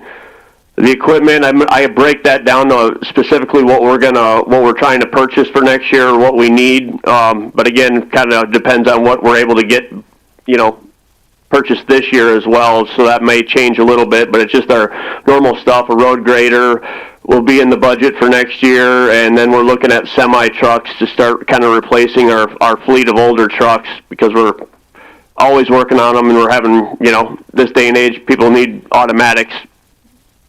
Seem to work better than stick shift. At least being able to find people that can drive those, and it'd be less work for mechanics. Yeah. A lot of people have never driven sticks, never even seen them. They quit making in a lot of vehicles. And yeah, it's easier on our roads too. I've watched these newer trucks come by, even with heavier loads on them, and they don't do near the amount of damage as our guys trying to shift gears and chug up a hill or whatever. And then the awful sounds that they make when they're trying to drive. Some of them, I'm surprised that they last as long as they do. Okay, Commissioner Severn, you have anything? I guess I could drive a motor grader. Liaison? Gravel truck for sure. Yeah, there's a bunch of openings. You just volunteer I your used time. to drive a Ferrari. Yeah, I'd love to see you a member of the Highway Union. Wouldn't you? Yeah. Yeah, I bet we Sit across the table for us to negotiate that union agreement. Okay, is there anything else on the highway budget? Oh, Troy, you got a new employee. Yeah, that'll work. Knock it down from 7 to 6. You need her right now? Yeah, we can start this afternoon. Yep. Okay, anything else on highway? Okay, thanks, Troy. You have anything to add for weed and pest? No, that one's pretty straightforward as well. No big changes or anything like that. It's very similar to last year. Anybody have anything on weed and pest? Okay, thanks, Troy. All right, thank you. Judicial system.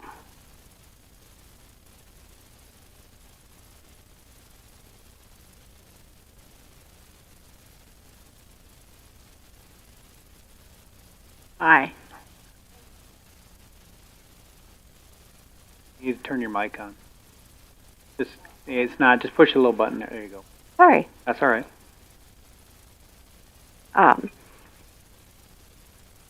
I don't think there's really any changes from the past 2 years. I just wanted to be here if you had any questions. Yeah, I appreciate you coming over. There's nothing major. Does anybody have any questions or comments? Commissioner Wyzorek doesn't necessarily fall into anybody's liaison department, but I guess you'd be the closest, being state's attorney. Yeah, no, looks fine to me.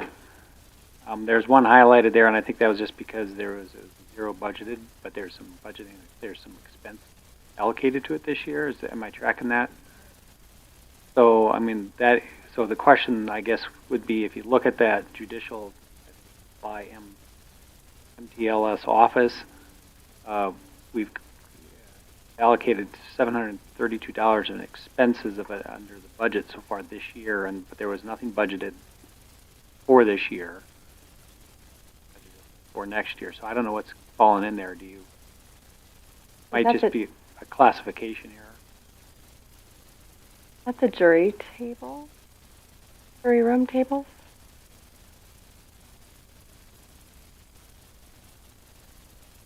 Okay. Yeah, just because, I mean, I think technically, if it's a non-budgeted item, would we have to just we have to internally transfer funds? That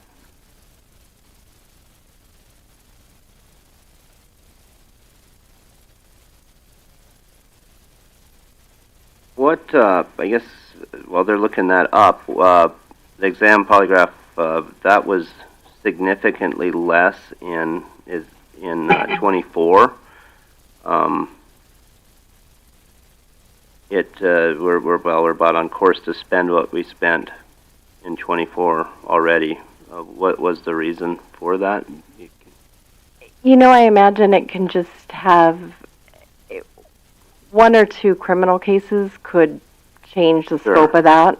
I'm sure we've just taken an average basically through several years, and that's where you came up with this number. Yes. Looks like in 23 it was over that number, and then before it was significantly below. Yeah, barely over, and then significantly below is what caught my attention. That's probably the one that varies the most. Sure. Okay.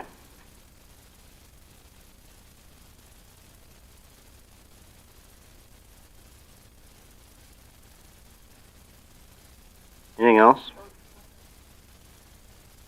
Wise. Okay, so those probably Could have been on judicial could have been on jurors. the jurors. Okay. So we can do a transfer and move them over. Yeah, that'd be helpful. Yeah, that's the only thing that jumped out at me is something that's hitting that budget line that wasn't in the budget. Anything else for Ms. Sorensen? Hey, thank you for coming in. Appreciate it. Yes, thank you. Thanks, Sean. Then we go down to all other expenditures. Is there anything anyone wants to spend some time on? Contingency, I guess this one's stuck. I thought we kept it at 500,000, but we must have, it's at 380. Well, is it that because we shifted it out, shifted funds out of it? But again, the budget was at 500. Yeah, I get it. It's a problem, but it's also like you see where I'm coming from, though, because our budget's got to stay the budget. Right. And our provisional has it at 500. Yes. Okay. Court-appointed attorneys. Again, that's mercy there. Abused, neglected. I don't need to go down through all these. These are. We would prefer that you did because this is Don and I putting our heads together, so we would just as soon have your blessing.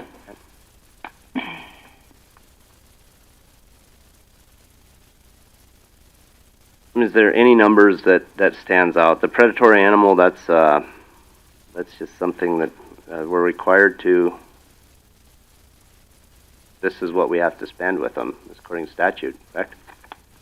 That when somebody brings in a dead coyote or something? No, What there's is a that? district set up. I read the statute last year. I'll have to read it again. It's actually, I don't think we tax. You're supposed to even tax so much per cow, per sheep. It's an interesting statute. Like a lot of them are. Gives Talbot a job. Yeah, that's why I specialize in that. That one. Predatory. I'm sure that one. That's one you wanted to, but it didn't pay the bills. So When I was a kid, I said I want to be a lawyer specializing in predatory animals. good for you. Not many people do. Insurance and Well, if bonding. you lived over there by Yellowstone, you might stay busy with the wolves, huh? JDC, that's going to catch us because that's at 112 already. That doesn't make any sense because when I'm going to see if I can find it. When I was down there at that meeting, we hadn't used hardly any days at JDC. Well, you had mentioned that.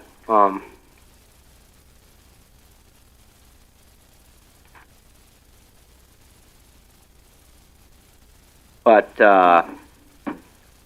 that's, this That one must did- be actual billing. Well, yeah, this is actual billing. We budgeted 135. That one, I'm sure, can go up and down. Oh, it does. But, we get some money back, but So historically, it looks to me like they historically just budget 135 on this. What we've been doing, I guess, it's 137 and 24. We lowered it back to one. It's 135 and 23, 137 for whatever reason in 24. 135 was the budget. well, one last year it was really, really high. This year we won't probably get as much money back because they haven't had as many Bureau of Prisoners.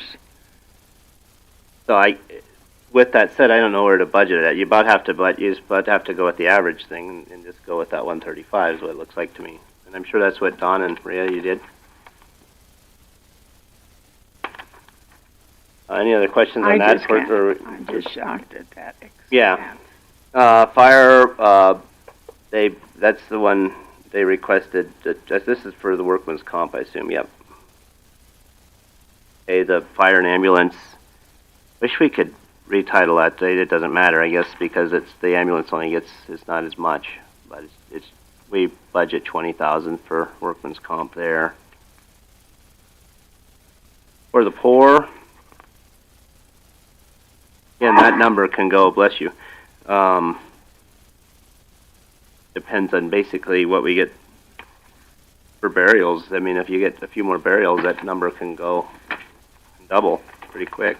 We've had several requests, but we have been able to send them to another agency for help. That's mental ill.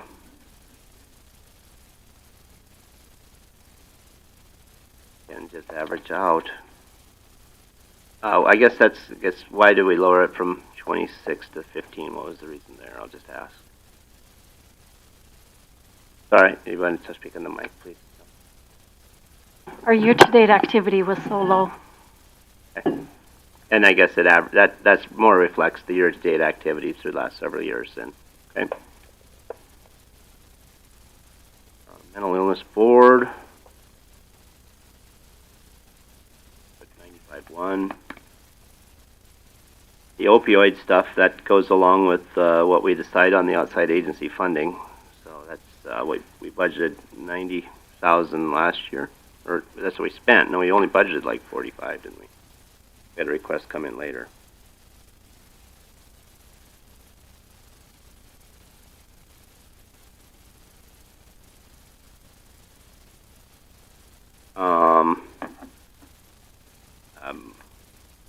Most of these are outside. The rest of these are outside agency funding requests. All the green is outside agency. Yeah. So the rest. So basically the rest. Anybody have anything on? I'd like to comment. Questions?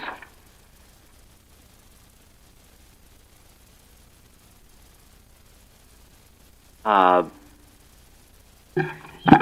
and Rhea, do you have anything to add? I guess before we get into revenues. I do not. Don?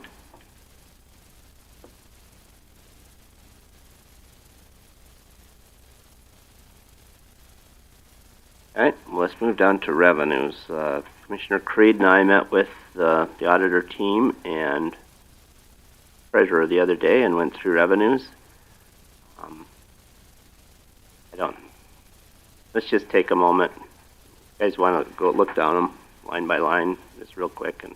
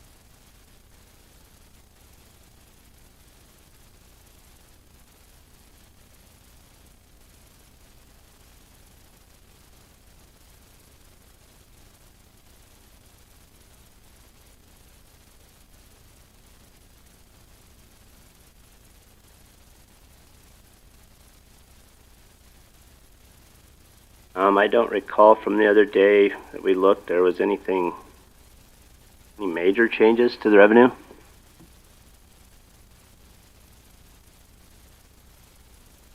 I don't think we had any major changes, no. It's really nothing that stood out. We kept everything about close to last year. I'm assuming the sheriff's fees has all their service of process and sales fees. That, you could see that go up this year. They changed the statute. For what? Sheriff fees. Statute was changed, but I mean, we don't have a track record on it. We just watched that. Okay. What statute was that? Like service of process, and even like I think charge more to sheriff sale. What line item is that? I'm assuming that gets caught up in sheriff's fees. Can they charge 2011? Can they charge more than? I think it used to be $25 yeah, for a warrant. They raised all that. They did it kind of across the board. Oh, we'll just see. I see that, So that'll take effect, and it would have taken effect in July 1. Yeah, so I think that's why it doesn't make any sense to try to budget it until we maybe get some. Sure. The bank franchise, I'm assuming the state just tells you what we're going to get on that, so it's just an estimate, whatever. That would be probably fairly consistent, I would suppose. I haven't found it on the sheet this time, but we thought it came in kind of low. Well, the bank franchise, I think, is driven by what the interest is. I think the component of that formula is what the interest rates would be, so it might be trending a bit higher just because rates. Mm-hmm. I'd have to double check that though, but I think that franchise fee, what they've earned in interest. Well, the best news in the whole, as far as I'm concerned, the revenue report was the amount of interest we had raised compared to the prior years. And in the property tax, we didn't really adjust much on that. We just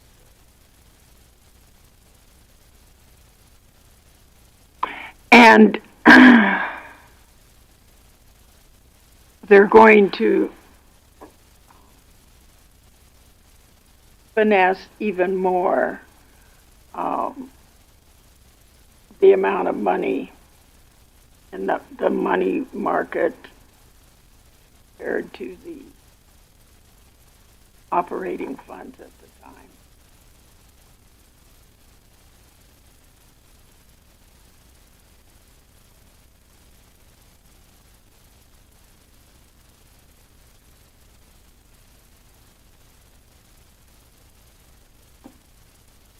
But the sheriff's office, they weren't really getting any grants either. People aren't getting married. So those minor little things are not producing any kind of money. Don, Maria, you guys worked on that with us and probably harder than what we did, obviously. Do you guys have anything to add to this? I don't. Any numbers that stick out to you guys? Anybody have anything?